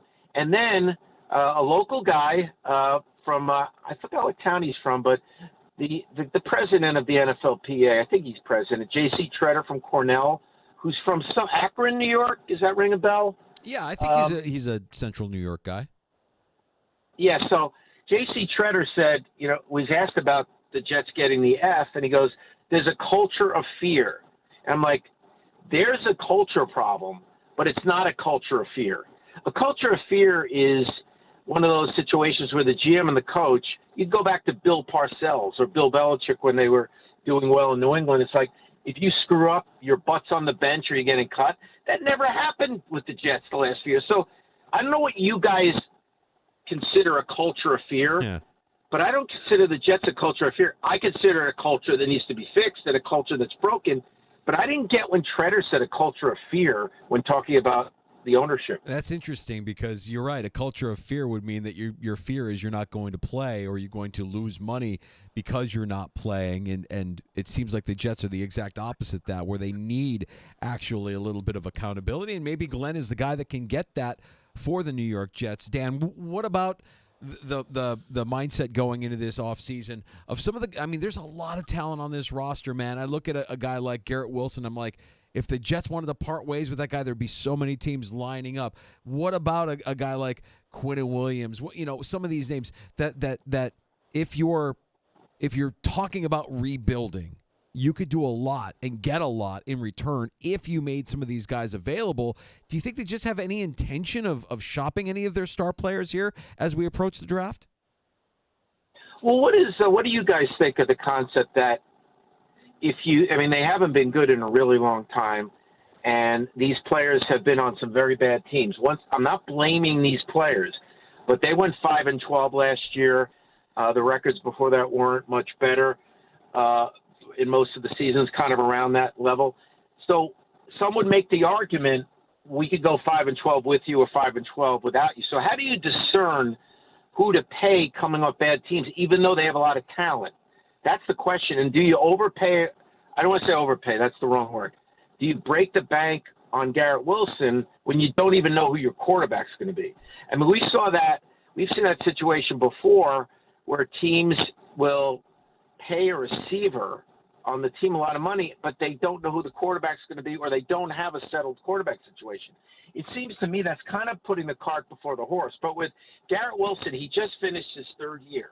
That means he's still got the fourth year of his rookie deal and the fifth-year option, and you can always tag him in the sixth year. I'm not saying it's going to get to the sixth year, but why do they need to pay him now? I mean, a lot of guys have had to wait till after the fourth year on the rookie deals to get paid. So what would be the reason in a rebuild that you want to pay players mega bucks when you're trying to figure out how to turn the program around when you don't have to pay them right now? Well, I would flip it on you, Dan. I would say that, and I think you would agree, the most important thing for the Jets is find not just a quarterback, find the guy. And I think we all can kind of say maybe that guy doesn't exist in this year's NFL draft, but maybe next year. And how do you go about doing that? You don't want to tank, but you want to accumulate draft capital. And I would think that Garrett Wilson with a few years left on his contract, and hey, if you're not settled up on, paying the guy 2 years from now, I just the thought that, hey, if the Jets really are serious, I mean, it seemed crazy at the time that the Bills traded their left tackle in Cordy Glenn. Well, you look back now, it's like, who cares about that? He was a left tackle, yes, but that helped them in the end get Josh Allen. So I don't know if that's kind of the logic there, but I would just kind of challenge the Jets management, like, hey, ultimately this probably doesn't line up there, paying your running back, paying your wide receiver when you don't have a quarterback. Right, and that's kind of what I was getting at. And the Jets had an organizational philosophy, and you saw it play out in the 2020 offseason with that protracted, nasty dispute between the safety Jamal Adams and the organization, where he wanted a new contract after his third year as a first-round pick, and the Jets wouldn't give it to him, and he was traded to Seattle for 2 first-round picks, and that kind of plays into what you're saying. That's a pretty good deal. And the thing about the organization back then was they didn't believe in paying first-round players after the third year. They would be willing to pay Jamal after the fourth year. So that's what the position was in. Now you could say, well, Joe Douglas was the GM back then, and that was his philosophy. No, I don't believe it. When it comes to the money, follow the money. When it comes to decisions like we're not paying first-round picks after the third year, that's above the GM. That's the owner. That's the owner's money man. That's kind of what you have to look at. So why would the organizational position change from 2020 to 2025 with paying first-round picks after the third year when it's the same owner? So, yeah, I think everything should be on the table. And one thing they can't worry about, and I don't think Coach McDermott or Brandon Beane care about this, you can't worry about the reaction on X or the reaction of the media or the reaction on fan message boards. Because I saw something the other day, a fan said, a really big Jet fan said, I wish they would just extend Garrett Wilson. It would do a lot for the fan morale. And I'm like, no. You can't do that stuff. Remember what Marv Levy once said, if you worry about what the fans say, you'll end up sitting with them. Yeah. Well, Dan, it's funny. I mean, that's kind of why I brought up Tyrod Taylor, because there are some parallels here to what Aaron Glenn is doing and what Sean McDermott did. In fact, the parallels are eerily similar when you consider it could be Tyrod Taylor week one. And I guess that's why I'm asking, why hold on to some of these assets when you can accumulate some, and you're right, you'll get killed for it. We remember, Gino and I remember thinking, well, my God, the Bills are tanking in their first year with Sean McDermott. They're tanking because they're getting rid of all these guys, and it turns out they actually made the postseason and ended a very long drought. Yeah, you can't govern by public opinion polls. And there were times in the past I heard that some people high up were interested in being on the back page of the tabloids as much as possible because publicity is good. Those days need to be over, and whatever Aaron Glenn and the new GM, Darren Mugi, decide, Mugi, I still try to get his name right, I'm sorry. Whatever they decide, they cannot worry about what the media or fan reaction is going to be. And it really, really takes big-time leaders. And these guys might be that. I don't know yet. You got to ignore the outside noise, and you got to do what you think is right. And I've always admired McDermott and Beane for that. They don't, when they traded Stephon Diggs, very unpopular move in some quarters. And you guys could probably think of some other examples of moves where like, whoa, and the fans were calling you up and say, what the hell are they doing? I don't sense that Sean and Brandon care about that stuff, and that's what leadership looks like. Yeah, drafting Josh Allen, quite frankly. That was so unpopular at the time. We killed him for it, and what do we know? Dan Leberfeld, Jets Confidential, is our guest. Dan, I want to get your opinion on a guy that is ready to hit free agency, and there's varied opinions on this, being Sam Darnold. You covered Sam Darnold. What do you think the market is? Who might be interested? And is it's 0.0%, right? The Jets, a reunion with Sam Darnold, correct? Well, I think it's 0.0 from both sides. I mean, I don't think Sam is going to want to revisit that, and the Jets.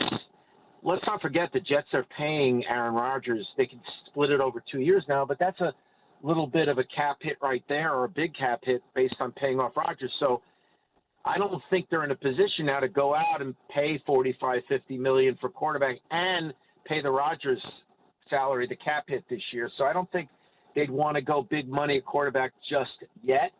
And Sam Darnold, to me, made a buyer beware. I think Sam, I understand it's hard to take less money. You want to set up your family for life and all that. But Sam Darnold should try to stay in Minnesota. Kevin O'Connell's play calling was so great for Sam Darnold last year, just putting him in positions. It's almost like one of those great college offenses where the quarterback is getting so many amazing first reads to throw to that don't involve going 1, 2, 3, check down, going through your progressions, just great first reads.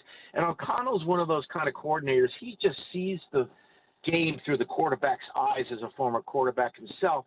So I think if Sam Darnold goes somewhere else, let's say Cleveland or Tennessee, wherever, fill in the blank, Giants, and they expect him to be the savior at $45-50 million a year, I think Sam's going to end up being miserable. The team's going to end up being miserable. I don't think he's that kind of guy. You saw what happened in his last 2 games, the game for the division against Detroit at the end of the season, which was a debacle, and then in the playoffs against the Rams, which was a debacle. And I'm not blaming all of that on Sam, but the wheels kind of came off there from Minnesota, and Sam has limitations. And I think Kevin O'Connell brings out the best in Sam. So if I were Sam, I would try to stay in Minnesota, even if it leads to a situation where he takes less money. I know that's easy for me to say, but he could go somewhere else, and it could be an unmitigated disaster where he's rich beyond his wildest dreams, but he is being raked over the coals because he's not a guy that can put a team on his back. And when you get $50 million a year, that's what people expect. What about another guy who's hitting free agency? And when his name kind of came up earlier, I think a lot of Bills fans said, maybe. How much game does Davante Adams have left, Dan? I think he's got a couple really good years left. I thought he didn't play well early on when he got there, but it's funny. Everyone assumed that he and Aaron Rodgers, because they had that great run in Green Bay, they flick a switch and can start the magic immediately. But Davante had been out for like a month before that, so it was a little rust related to that. He had that hamstring injury, which magically healed when he got to the Jets. He must have gone to a faith healer. But he was out for a while, and then he comes in, and he and Aaron were not on the same page. It wasn't exactly the same offense, and it took them a while to get in the groove. But at the end of the year, he hit that groove. He played really well, and he's in great shape. I think he's got 2 solid years left for sure, and I think he could really help a team like Buffalo. Dan Leberfeld from Jets Confidential is our guest here in the Sports Bar. We know Aaron Rodgers' figure. He wants to play again here in 2025. Where's the best fit, Dan? Where could you see him playing next year? I would say Las Vegas or the Giants. The Giants is interesting because the Giants, they have some needs, but there's this thing, this philosophy of 2 guys I always bring up really. It's this philosophy, but it's not just them. It's a lot of teams. The way you build a Super Bowl team is quarterback and D-line, pass rush and quarterback. And the Giants have a really good D-line. And you can fill in some of the other spots. They need another corner, I know, and they could need some pieces on the offensive line. But that D-line is good. I mean, Dexter Lawrence with those 2 ends, that's a good line. So, to me, you have the D-line. That's how the Giants won their 2 Super Bowls over the Patriots. D-line domination, and Eli's not a superstar, but he did a good job at quarterback. So, to me, the Giants are very interesting, and I also think he has a mansion in Montclair, New Jersey, which is about 8 miles from the Giants complex and MetLife Stadium. So he'd love to stay there. And can you imagine that story? You guys know the New York market very well. Can you imagine if Aaron Rodgers goes to the Giants and the Jets struggle? Oh, my God, right. Buckle up. Yeah, I mean, and if you're a Giants fan and you know that your GM and your head coach are going into this season as marked men, they need to win now. You could do a lot worse than Aaron Rodgers and Davante Adams and Malik Neighbors and that defensive line that you were talking about, Dan. They could surprise some people if that's the route they choose to go. Yeah, here's the thing about Rodgers, and for some reason it's not cool in the media, because I challenge you guys to think of someone in the national media or even in some of the local markets saying, I think that team should sign Aaron Rodgers. He's still really good. It's almost like not cool to say that about him because he's not popular with a lot of people in the media, but I'm willing to say it, and I'll say this. He played really well down the stretch, aside from the Buffalo game, which you guys saw. And the offensive line was a horror show in that game. He wasn't great, don't get me wrong, but they were playing 2 backup tackles. And it was just – and McDermott was dialing up things to take advantage of the Patrick line, and he had no time. But aside from the Buffalo game at the end of the year, Aaron Rodgers played well down the stretch. The 2 Miami games were good. The Jacksonville game was good. And here's the thing about him that is a total misconception, that he can't move. It's not true. He was never Lamar Jackson or Josh Allen running, but he's still very nifty with his feet, creating time within the confines of the pocket to buy a few seconds to make a throw. That is still there. The instincts for that are still good. The feet is still fairly quick. He's not going to scramble, but he's going to create that extra time. I think he can still play, once again, not the MVP Rodgers, but just a little bit below that. But, guys, I know stats aren't everything, but 28 touchdowns, same as Josh Allen, and 28 touchdowns, 10 more than Jalen Hurts, the Super Bowl MVP. the guy can still play, and I think he'll be. To me, when you look at the free agent quarterbacks, it's Aaron Rodgers and then a big drop down to a bunch of journeymen. You know why I think, Dan, he could stay with the Giants? And okay, this is a little creepy on my part, but I'm somebody who likes to go to Zillow and everything else. When you mentioned that he has this home, have you ever looked at some of these homes on Realtor or Zillow? It's very modern, Aaron Rodgers' home, and it's up on a hill. And I didn't realize, like, if you're up on a hill in Montclair, New Jersey, he's got this beautiful view of the New York skyline. I can only imagine what that must look like at night. That's a great point. I didn't realize. When I heard he was moving to Montclair, I'm like, why Montclair? It's like, it's not that close. Montclair's nice, don't get me wrong, but it's not that close to the Jets complex. Like, these towns, the area the Jets practice in now is really nice. People think New York, the Bronx and everything. They're about 45 minutes from New York City in Morris County, which is really nice. Morristown and Chatham and really nice towns, Madison. So I'm thinking, why didn't he – there's a lot of mansions around there. Why didn't he just get a really nice house in Morristown? Then I realized what you were saying about that spot, he has this clear view of Manhattan. Yeah. And he liked to go into Manhattan, to some of the nice restaurants or go see a show. So I had no idea that you could get views like that in Montclair. So once I saw that view that you're talking about, now I know why he moved there. Dan, tell us about Jets Confidential, the work you're doing here leading up to the start of the league year. And, of course, we'll hopefully have the chance to talk to you again before we get to the draft at the end of April. Anytime, guys. And, the people should know in the audience, we've talked about getting together whenever I'm in Rochester. It actually happened. That's right. That's it. On the last trip. Had a great time with you guys. And I heard about Regis. I knew about Gene's story because I've known Gene a long time. But Reg, Reg and I need to have another breakfast or lunch to talk about music. Because as much as I love the NFL, I love pop music, 70s, 80s, 90s, all of that. And I didn't realize that Reg was such a powerful figure in the music DJ space. Here we go. That's another discussion for another day. But that was fun being in Rochester and hanging out with you guys. So anyone wants to order our free agent preview issue, it's out right now, and they could call 800-932-4557, 800-932-4557, or go to jetsconfidential.com to grab that copy and subscribe, get a yearly subscription. Dan, breakfast or lunch next time once again is on us just for that little. You brought tears. Yeah. You brought tears to Gene's eyes. Well, I love Rochester. When I walked out of you guys were nice enough to let me use the station for my weekly show, and walk out the history of that city where you guys are sitting now. Yeah. Gannett, where Gannett started. Gannett, the whole thing started there. And then you turn to the right when you walk out of your building, you see that Kodak building. Yep. And then I'm still blown away by Rochester having a subway system. I tell that to people, and they just, are you serious? I go, yes. Rochester had a subway system. I think that is so cool. We joke all the time, and I playfully will say that none of it is real. We didn't have a subway. We had an NBA team. We didn't have an NBA team. None of that. It's like, Wilt didn't score 100. Get out of here with all that noise. Stop it. Yeah, it's amazing history there. Yeah. Dan, appreciate the time, bud. Let's do it again soon.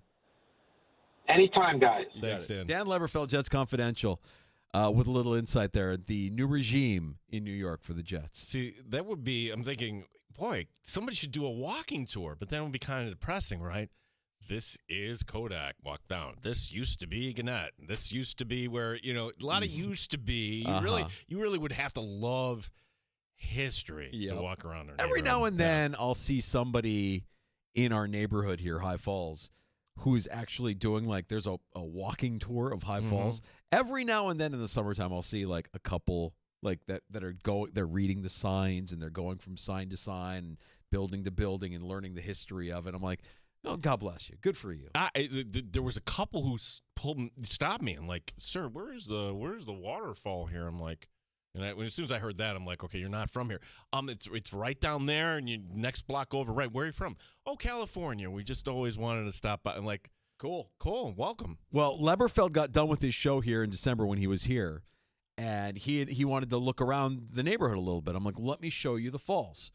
And the bridge, the Ponderetin Bridge, had just reopened, literally opened earlier in the week, and we walked the bridge.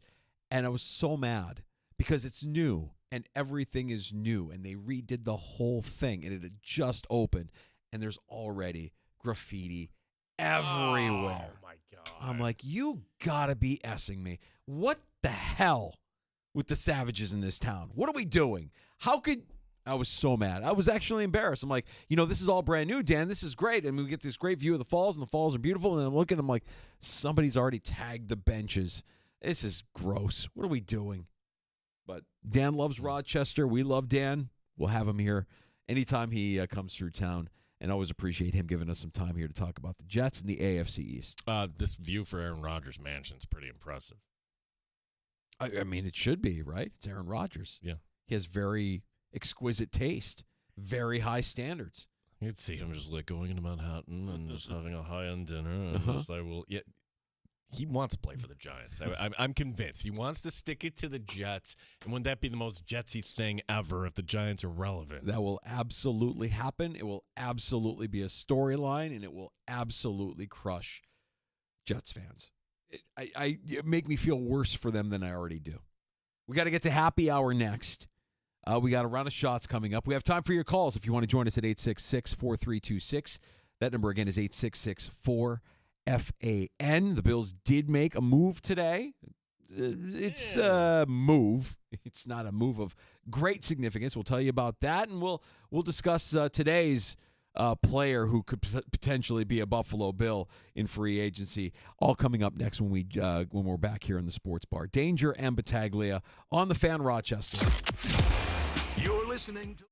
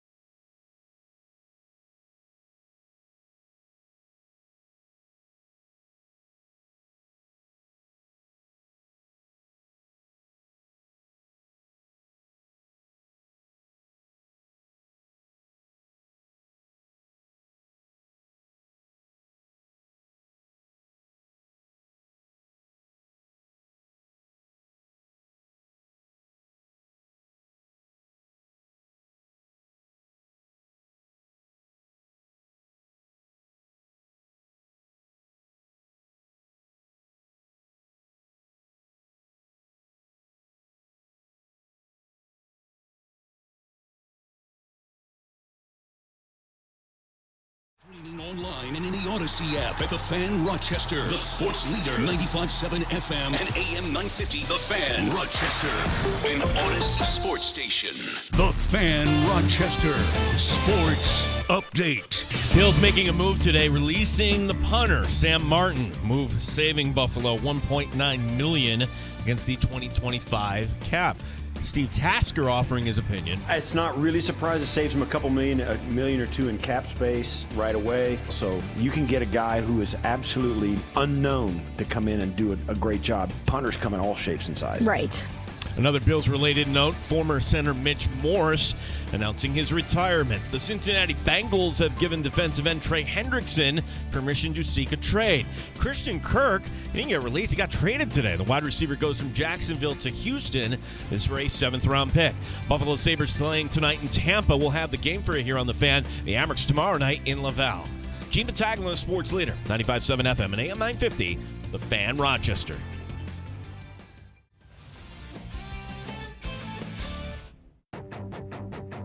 The Sports Bar with Danger and Battaglia. We're right in the midst of a James Cook conversation.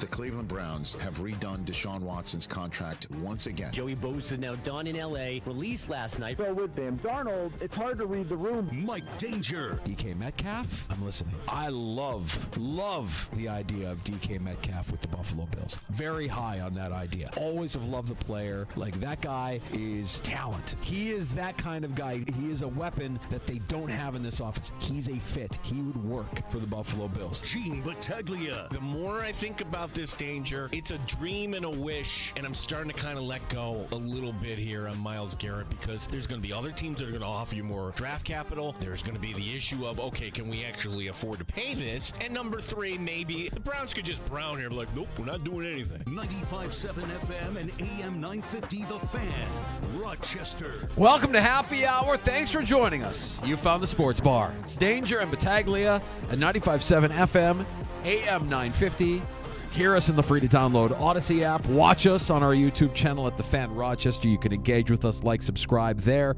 Also streaming on Twitch at The Fan Rochester. I'm Danger. That's Battaglia. Monday's going to be the day. Whoa, everything, left, right, everything with the start of legal tampering. But I feel we got a lot of stories here today, Danger, whether that's in Cleveland, Cincinnati, Jacksonville. Where do you want to start here, bud?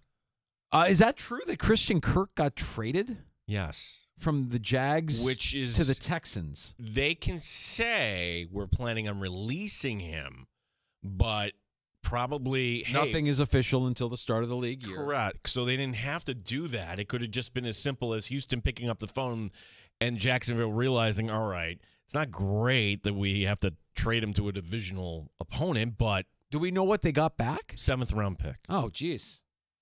For a box of envelopes. Okay, so well, it was either that or nothing. You get Christian Kirk to replace Steph Diggs in the Houston offense, and you only give up a 7th-round pick. I like that deal for Houston. And that's also kind of not the benefit of letting these moves kind of get out. In other words, okay, maybe you would. Do you really want him going to Houston for a 7th-round pick, or would you be just satisfied getting nothing? I'm still. All these years later, I'm still mortified by the deal they gave him when he was a free agent out of Arizona. Like, I still can't believe that they gave him what they gave him. And now to get a 7th-round back, I mean, I guess you're recouping something. So this time next year, Gabe Davis gets dealt for a 7th-round pick? Is that how it goes? Yeah, probably. That's something that we saw across our feeds this afternoon. I also saw that we talked about the Hendrickson move, right? The Hendrickson in Cincinnati asking or requesting a trade. So he did this last year, and the Bengals said no. So Hendrickson, good soldier, and then you know what? He was a Defensive Player of the Year finalist. Another great year. Not his fault the Bengals didn't make the postseason. He goes back. He met with the team today, and the team said, okay, you can go seek a trade. And you have Jordan Schultz immediately reporting that Washington is interested, Atlanta is interested. Hey, we don't talk about Trey Anderson for this very reason. It would be foolish for Cincinnati to trade him Kansas City. It would be foolish to trade him to Buffalo. Right. Like, if they're going to make a move, send him over to the NFC. And by the way, I'm fine with that. Cincinnati, are you kidding me? Like, you are living a charmed life. You missed the postseason last year, and the way they manage the cap, the way they manage their roster, and you're going to let a guy walk out the door. Sure, you might get a good draft pick for it. Good luck replacing that production from Trey Hendrickson. The player of the day that Bills fans are mulling over as far as he's available, do we want him, would be Joey Bosa, who was released late last night by the Chargers. He's down on the list, right? I don't want him. Not available. Injured all the time. Can't stay on the field. Less effective as he's gotten older. Nah, we're good. Next. That's me.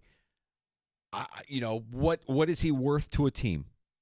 Is a team going to break the bank for a guy who this year was due to earn a $12.36 million roster bonus? Timing's everything here. And I think there's all these moving parts when it comes to free agency, meaning, hey, you want him, you can get him now. The moving part that's going to be slow, and we'll get to this in a second because I think we have a development indirectly. We're reading the tea leaves here on Cleveland and Myles Garrett, but regardless, that's going to move slow, if at all, okay?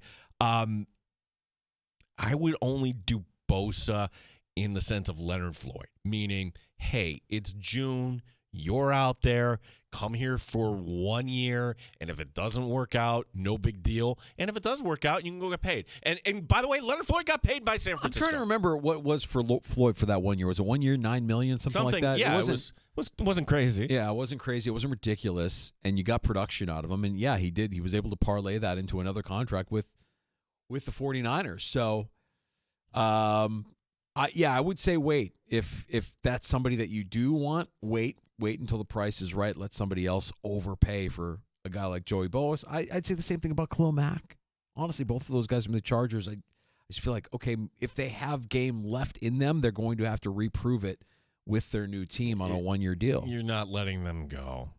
Not for a team that made the postseason last year. And then the expectation is, can they track down the Chiefs in that division? Very expensive options when you're talking about pass rushers with those two guys. And they deserved it when they got it, but they haven't been putting up those numbers here in the last couple of years. So wait and see on that. Now let's talk a little bit about what's happened in Cleveland here over the course of the last 24 hours, because you could see the restructuring of Deshaun Watson, horrible Deshaun Watson contract, a contract that may go down as the worst ever administered to a player in the history of the NFL, a trade that Cleveland Browns fans would soon forget. A restructure here actually might have some significance. So the restructure isn't a pay cut. It's basically converting, your salary to bonus. So you would project the cap goes up for years. If it were me, Danger, I would have taken my medicine now, big gulp when you were a kid and you had that cough medicine, Robitussin, you really didn't like. Yeah, that was the way you did it. Gulp, and that was it. No. The Browns didn't do that. They're sipping this. They're going to be talking about the Deshaun Watson contract 3 years from now. But the reason they did this, you'd have to figure the timing is very curious, right? Like, what happened yesterday? Oh, that's right. Max Crosby got paid. Highest paid non-quarterback in NFL history. Like, if you think Myles Garrett only wants to continue on, first and foremost, to win a Super Bowl, to help a team. It's a great story. I mean, we really buy into that, don't we? I would call BS on any reporter or anybody with that take. These guys want to get paid first and foremost. And if the Browns say, hey, not only are we going to give you, the Max Crosby deal, we're going to up it by 10%. We're going to do this. We're going to do that. We're going to draft Abdul Carter. Now, as a Browns fan, you're probably nodding like, whoa, I haven't allowed myself to think about that. I mean, then you would really know that he is out. But that's the offer. And the question I have, Danger, is, are we going to find out about this offer, or is it going to be, hey, the two sides have come to a new contract? I think the two sides are going to come to a new contract. I think the Browns are going to keep him. I believe Andrew Berry when he says we want him to retire a Cleveland Brown and go into Canton as a Cleveland Brown. It's not the right move for the Jets. You should buy low, sell high. I'm sorry, for the Browns. I said the Jets because we talked to Leberfeld last hour. But I think that they are going to keep him. And I think he's not going to stop until he is the highest paid non-quarterback in the NFL. He had 2 years left on his deal. Yep. And if he didn't go down this path, guess what the Browns aren't doing? They're not giving Deshaun Watson a revised contract today to clear cap space. Like, this was probably Garrett's strategy all the way back in November, where his representation probably played this out. Your team sucks. Your fan base will actually be behind you. And you know what? There will be a lot of interest, and there will be a lot of teams interested in your services, even though they can't say so. Let's make your employer a little nervous. Let's get you paid. And I've come around. Like I said yesterday in the show, I've let the Myles Garrett dream go. Yeah. I've let it go in Buffalo. I think I've done the same. And you know, it's funny when we were talking to Leberfeld and he was explaining how the Jets as an organization never wanted to pay their rookies, the guys on a rookie deal until they get to the fourth year. Why would you pay Garrett Wilson, in his third year? That's just their organizational philosophy. But that, I think, every organization is going to have their own way of doing things. That's different. That's a rookie deal, and I understand that. You don't want to go down. But this extension still has 2 years on it. But this is the guy. He's outperformed that contract. He's the best in the game at that position. He's a future Hall of Famer. He's the cornerstone of the team. But what if the owner says, you know what? No, not until he's entering the last year of his deal. That's the only time we'll talk about an extension with Myles Garrett. Well, see, that's where Myles Garrett's representation has to point out. The owner blindly gave money to Deshaun Watson, and where did that? So that's got to fuel this a little bit too. Of course, that guy who's not any good on that side of the ball, who's never available. He's not. Yeah, that's an interesting thing to kind of watch as it develops here. I thought when I saw that restructure, I'm like, oh. Okay, it's a day after Max Crosby got his deal. There's rumors out of Dallas that Micah Parsons and the Cowboys are working towards their deal. If you're Myles Garrett, this might just work. This strategy of being the highest paid non-quarterback in the league might work, and it might be the Browns that actually are giving him that deal, that extension. Because once Parsons gets signed, Parsons will make more than Crosby. Garrett will make more than I think we've come to these conclusions. We'll see if we're right on this. The other conclusion after talking to Dan Leberfeld and seeing pictures of the Aaron Rodgers mansion and realizing he is kind of a guy that loves the spotlight, and what a better town to get the spotlight than New York City. Stay in New York. It makes a lot of sense. It makes a lot of sense on both sides, Danger, because all of a sudden the Giants get this breath of fresh air, and you could say Aaron Rodgers, what all he doesn't come. He would be on his best behavior. He's throwing to the best young receiver in the game today. Maybe he brings over Devontae Adams. Yep. Poof. Yep. They're a wild card contender. Yep. Poof. And I imagine Brian Daboll and Aaron Rodgers, although I don't think they've ever worked together, could actually have a little bit of a rap. I mean, I wonder if Rodgers would view Daboll through a different lens than he's viewed guys like Nathaniel Hackett, who he's buddies with, right? Like, this is my offense, this is the way I'm going to do it. We know that Daboll is pretty when things don't go his way, he can be pretty animated, pretty angry. I don't know that he can keep his emotions in check if Aaron Rodgers goes off script or does Aaron Rodgers things as he's always been prone to do through his career. So that part of it makes me a little uneasy. But I also think at the end of his career, and he knows it's the end of his career, what do you have to lose, man? Just play. Just go out there and ball. You've got one of the best young, if not the best young wide receiver on your roster. You bring in Amari Cooper, and you've got not Amari Cooper, Devontae Adams, and you've got your buddy, and you've got your security blanket. You've got a pretty good defensive line. We need some protection up front for Aaron Rodgers. We got to work on that offensive line. Could use a running game, but there are guys out there. Yeah, I think if you're a Giants fan, that has to be the best option. That's the best option for Brian Daboll and Joe Shane, in my opinion. No, trading up to get Cam Ward. No, thank you. No, you need to win this year. You're going to lose your job, and the organization's going to have to reboot again. No, if your goal is we want long-term stability, we need to win this year. I think Aaron Rodgers gives you the best chance of doing that. He gives you the best chance to win football games in 2025 for the Giants. Sorry, Jets fans. You have Tyrod. You have a steady diet of Tyrod, and you'll like it. I just can't. as much as I can't buy into that, I see it and I get it.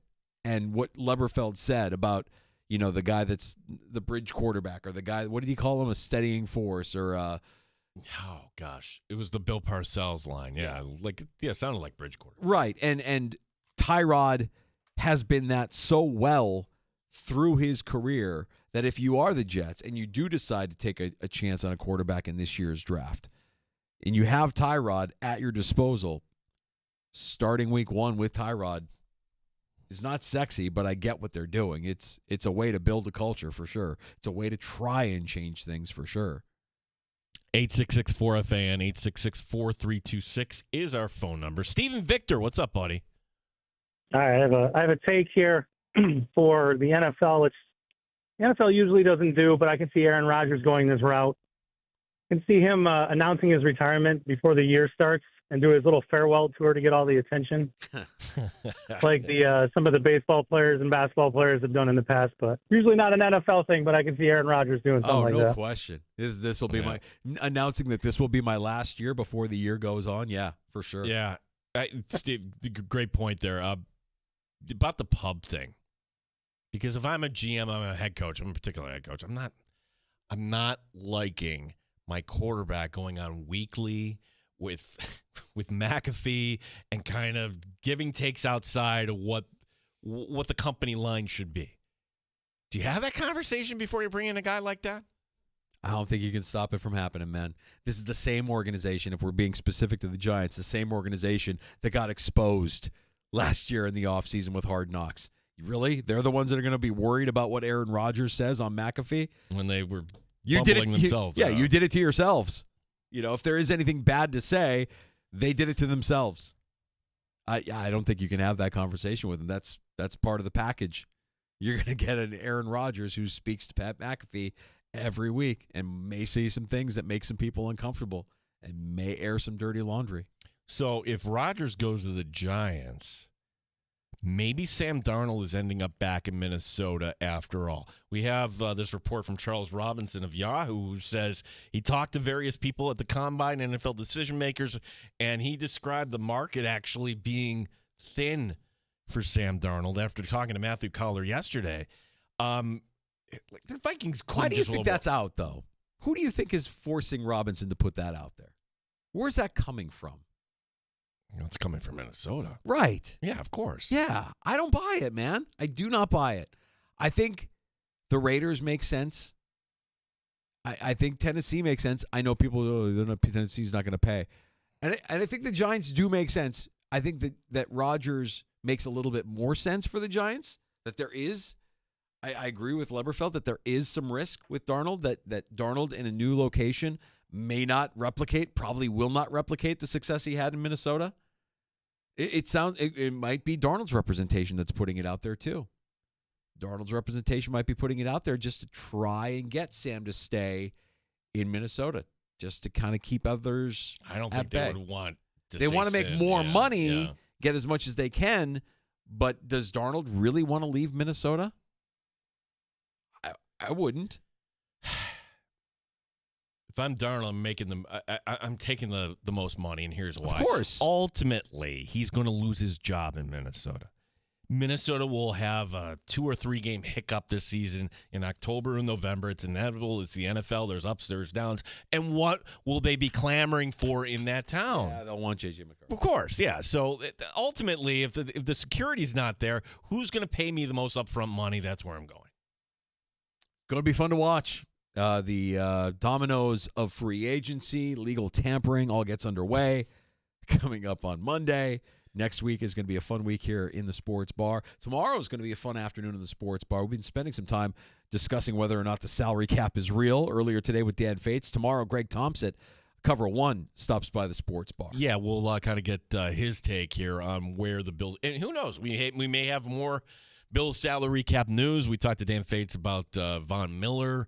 Do we get a release here over the weekend? Do we get a restructure on that? A lot of things the Bills have to kind of do here prior to the start of the league season. We'll talk to Greg Thompson tomorrow. Can we get to a round of shots next in the sports bar, Gino? Yeah, this was kind of an interesting little breaking news from Section 5. Aquinas is a new head coach. Oh. That was quick. It's a familiar name if you are into local high school football. We also have something we haven't talked about. The NHL trade deadline is tomorrow, Danger. Say it again. The NHL trade deadline is tomorrow. Who could be on the move here? Sabres. Who could be on the move here? Oh, who cares? Sabres play tonight. What do you think, Mike? Who cares? Mike Francesa, what do you think? Oh, who cares? An injury for the Amherst, that's not good. News coming today from the Yankees, that's also not good. Okay. We've got a round of shots on the way. We have last call coming up before 6 o'clock. You can have the final word in the sports bar when you pull up a stool and join us at 585-866-4FAN, 866-4326.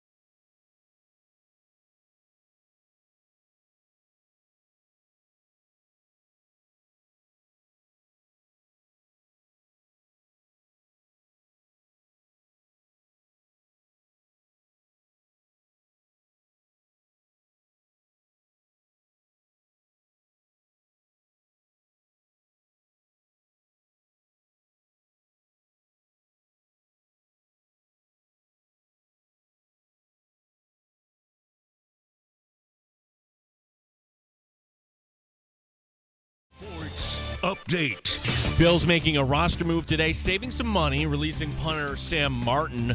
$1.9 million comes off the 2025 salary cap. Today on One Bills Live, Steve Tasker talking about pursuing DK Metcalf. $30 million a year and a first-round pick and a third-round pick. That's a lot. That's steep. There's no guarantee that if you get DK Metcalf, you're going to come in, you're going to get better. They scored more than anybody else in the league last year. I don't know. I don't know if I buy into it, that the Bills got to have that guy. Former Bills center Mitch Morse announcing his retirement. Former Bills defensive tackle Kyle Williams is the new defensive line coach at his alma mater, LSU. Cincinnati Bengals have given defensive end Trey Hendrickson permission to seek a trade. Christian Kirk got traded today, the wide receiver going from Jacksonville to Houston for a 7th-round pick. Gene Battaglia, Sports Leader, 95.7 FM and AM 950, The Fan, Rochester. From the field to the court to the rink, the sports leader is there. 95.7 FM and AM 950, The Fan, Rochester. Time for a round of shots in the sports bar. We appreciate you stopping by and checking us out, however you may be doing so. Danger and Battaglia. Let's start with Section 5. Yeah, Section 5 here. The news coming out. They've hired a new head coach, although he's not new to this school. A 78 grad, a guy I had for social studies as a freshman. Chris Battaglia. That is. Let's explore that for a second. His first year in 85. Okay, had him. This guy was your teacher. He was my teacher. At Aquinas. So, and then. And now he's the coach? So this would be his 3rd tour of duty with the school. Uh-huh. Because he's there when I'm there. And then he goes to the U of R, I forget where after. He comes back. And he builds this empire. 2006 to 2016, 9 sectional titles. Remember it well. 4 state championships. The circumstance around here is still mysterious. Now, right? when he walked away after the second tour, was it a retirement? Was it what was? I don't. I'm trying to remember. I don't know. Because that's kind of lined up where Jake Zembeck was. That was a team okay, well, you have something better than that. Might have been a good time. Hey, you did 11 years. That's a great run. Yeah. It's tough. It is tough in high school football to keep a program at that level that long. And then he started coaching on the Irondequoit staff for years. He couldn't get it out of his blood. Okay. So he's still going. And no, I'm not related to him. Okay, just kind of put that out there. So remember when we used to talk to, we had a beat reporter from New England, Mike Petralia. But he spelled his name like Battaglia. Yeah. But it wasn't the hard G, it was a soft G. Can we differentiate the Aquinas head coach and Chris Battaglia? Yeah, go with the soft G instead of the hard G, just as a differentiator, so that everybody knows that you're not related. Somebody once said, "What are you ashamed?" No, I'm not ashamed. What are you talking about? Am I ashamed? Ashamed of my heritage because I say Battaglia. No, that's how my family said it. What do you want? Is it supposed to be if you were in the old country, you would say Battaglia. Battaglia. Hey.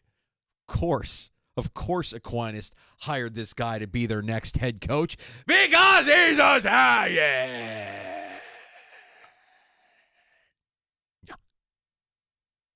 Maurice Jackson was given choices: resign or get fired. They probably had something. You can't just fire somebody without cause. Oh, it's spicy. There's a lot of chatter around There's a lot of chatter. One parent of a starter on the team told me there was just a lot of drama. Leave it at that. In advance of the NHL trade deadline, Danger, the Sabres gave a guy who was going to be a free agent, an extension, Jordan Greenway, 2 years, $8 million. Oh, who cares? That leaves 6 players on the current Buffalo roster with expiring contracts, being forward Jason Zucker. I like him. Defenseman Henry Yokiaru. Oh, who cares? Jacob Bryson. Oh, who cares? Dennis Gilbert. No, he's the muscle. We need him. Goaltender James Reimer. Oh, who cares? As well as Nick Aube-Kubel, who is currently with the Amerks right now. We're going to hold on to him for the rest of this year. No. Don't speak anything. Don't mess. So any of those names grab you? I would throw Yokiaru. I mean, he's got some name value. Just played in the Four Nations tournament. Trade deadline, by the way, 3 o'clock tomorrow. Sabres hockey tonight, if you're so inclined. It is on ESPN, so the only place you can get Razor and Dunleavy tonight, 7 o'clock here in CMF. Oh, who cares?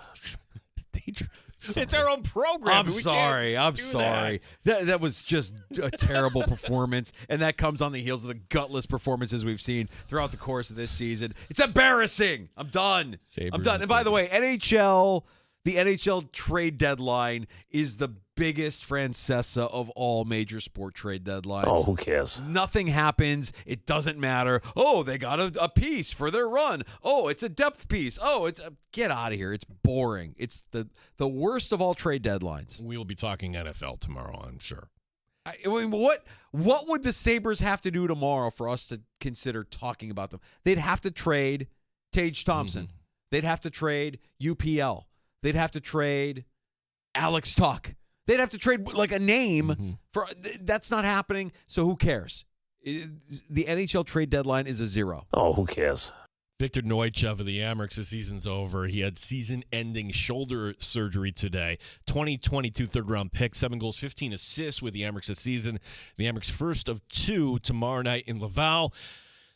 Considering where we are in the world, a team wearing the American crest across their sweater tomorrow night, playing up the French-Canadian suburb of Montreal. Should be fun. Hey, what was I saying earlier today? I want more violence in sports. I think we might have violence. Do you think Laval? I'm being serious. Like, what the American, that was kind of coming from us there, the fight. Do you think Laval would do that? That's the team in first place. Let's fight, boys. Yeah, I hope so. Let's go. I'm fired up now, Gino. This is going to be a great series. For as much as I told you not to listen to the Sabres tonight, please. Tomorrow night, this weekend. Amerks, yes. Amerks and Laval, that's going to be must-listen radio. You need to hear that. Lakers and Knicks tonight, highlighting the NBA schedule. It's 10 o'clock on TNT. Before that on the network, the Celtics facing the downtrodden Sixers at 7:30. From the other network, the website 538 is no more. The analytical website shut down. It did sports, politics, economics. ABC having layoffs today. That was all analytics and stats, if I'm not mistaken, right? Yeah, they were. It had like a moment. Nate Silver was the big guy, and he'd tell you about the election. It had like a moment for I feel like it had a moment 8 years ago or something like that, where it's like, ooh, 538 is, and I swear it doesn't even cross my mind anymore. No, and if it's not getting hits, what are we paying for? Bye-bye. Yeah. Continuing with our bad news segment here on the Sports Bar, Yankee starter Luis Hill, we told you he's going to be out. Now we know how long. At least June, the defending American League Rookie of the Year, a high-grade lat strain. GM Brian Cashman says the hope is that the 26-year-old starter will get back sometime in the summer. That's not where the bad news ends for the Yankees. Giancarlo Stanton is going to be getting 2 plasma injections. He's dealing with not 1 but 2 tennis elbows. Maybe he's back in 12 weeks. Also, DJ LeMahieu remains out. Okay. Finally, Detroit fans lost one of their own. I like this guy's account. Andy Isaac generated quite the following on his Twitter account, World of Isaac. Isaac last month telling everyone he had entered hospice. The account today announcing that, indeed, he had passed. The sign-off being Saturday Forever and FTB. FTB standing for F the Bears. So I like to kind of stay on top of trends. I like to believe that I know what's going on. Some things I'm blissfully ignorant on. I've never heard of this. What is this? What? You've never heard of World of Isaac? I don't think so. No, this guy was very, I want to say there's him in Cleveland. There's McNeil. In Buffalo, I want to say Bruce Nolan. Guys that have this persona and just kind of weighing in on everything related to that town. And when this guy got cancer, it was actually kind of a big deal. And if you read his goodbye, I'm going to hospice, I'm shutting it down, it's not giving up, but you can't win the battle. And it was like, wow. And then he's kind of gone. So it was a couple weeks ago that every team in Detroit, Lions, Tigers, Pistons, Red Wings, Michigan State, they all did something on the scoreboard. Really? Yeah. It was a big deal in Detroit. Okay.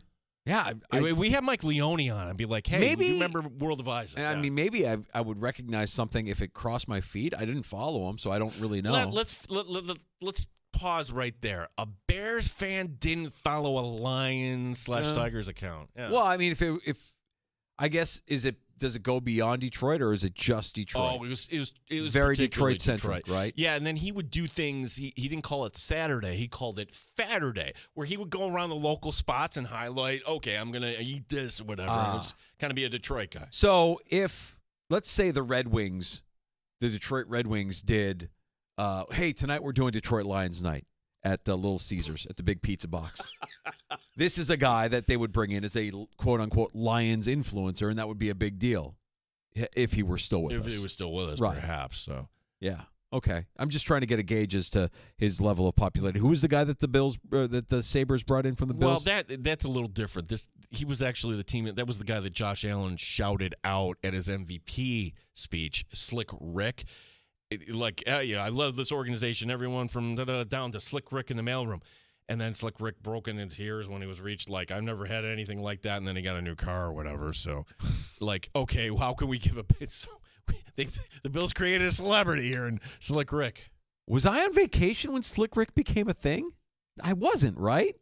I mean, I saw the speech. I remember him winning the MVP. I remember do good, God bless, you go Bills. This is where we go into the severance conversation between Chris Leverich and Mike Danger, and sometimes you remember things. No, Gene, you can say I'm older than you. Gene, you can say why it. do I have a better memory than you? Fine, if you won't say it, I will. Gene, I'm not that bright. I'm not that bright. I'm not saying that. I'm saying it. I don't remember when Slick Rick became a thing. What's wrong with me? So it was in the speech, but then I don't remember the aftermath of the speech. I don't remember that after the speech he got. I don't know anything about that. Well, remember the timeline of that was it's at the NFL Honors. It's Super Bowl week. Yep. Then we're on to the Super Bowl, and we're coming back to talking about how the Chiefs. So we really weren't kind of diving into the aftermath of Slick Rick there. I think I have one brain cell left. You know what I might need? I might need a couple of beers. Couple beers. I might just need a couple beers and a little bump. You'll be fine there. Well, I'll do the first part, not the second. Let's get to let's get to last call actually next, and we have time for your calls. If you want to join us at 866-4FAN 866-4326, you can have the final word in the sports bar, and we'll queue you up for tomorrow here as well on the Fan Rochester.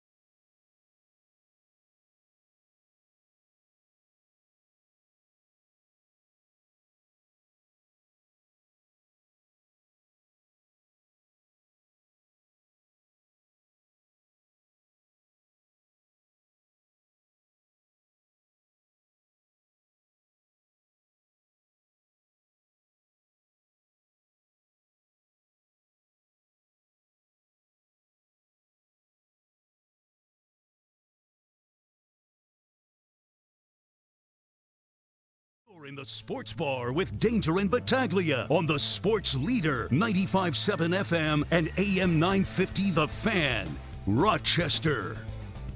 It's time for last call in the Sports Bar. Danger and Battaglia, 866-4FAN is our phone number. We go to John in Rochester. What's up, John? Hey, guys. You know, I think Rodgers would work really well with the Giants. I'd love to see it. I think he's got a lot left. And you guys had talked to Leventhal about it, and I think he's right. I like Tyrod, too, starting the season for the Jets. If they can bring in a young quarterback like you guys were talking, I think Tyrod, I'll tell you, Tyrod, when he was at his peak, he was like the poor man's Lamar Jackson. That guy, he had some really great moves, and he's a better passer than Jackson. Yeah, I'm listening, John. I'm not giving up on you just yet. You're wrong, but go ahead. But my other point, Elam, K.R. Elam, I like this guy, and lately, they were down on him. The media's been down on him for a couple of years. Lately, I heard it on your show. You guys were talking that Elam could have a comeback this year. Joe Marino, I hear, is high on him also. Oh. So I'm kind of pumped up about Elam. I've always been a fan of him. I just think he was in the wrong atmosphere. And if they can play more man-to-man, he could be our guy. What do you think? Wrong atmosphere. Maybe the wrong system. I mean, the atmosphere is going to... That's not going to change. John, thanks for the call. Lots to unpack there with our buddy John joining us here in the Sports Bar. One, Tyrod is nowhere near Lamar Jackson. I mean, I know that there's some similarities there. And early in his career, Tyrod, when he was faster, he could use some of that speed. He could make a lot of plays with his legs. I don't think that Tyrod is still there. Tyrod, when he was in Buffalo, threw an excellent deep ball, but nothing else. There was just no intermediate touch. And once teams figured that out, you got Tyrod against New Orleans, and that was kind of the result. And he's not turning the ball over. That's the thing about Tyrod. He's going to be safe. He's going to be safe. And for a backup quarterback, can you just kind of squeak one out? For a backup. Tyrod's your guy. For a backup, yes. But if you're starting the season with him, yes, you are rebuilding. You better have a good plan B ready to go and somebody developing underneath him ready for that next call. I love that stat prior to the Jets that in his last 4 stops, Tyrod lost his job to a rookie each season. Yeah.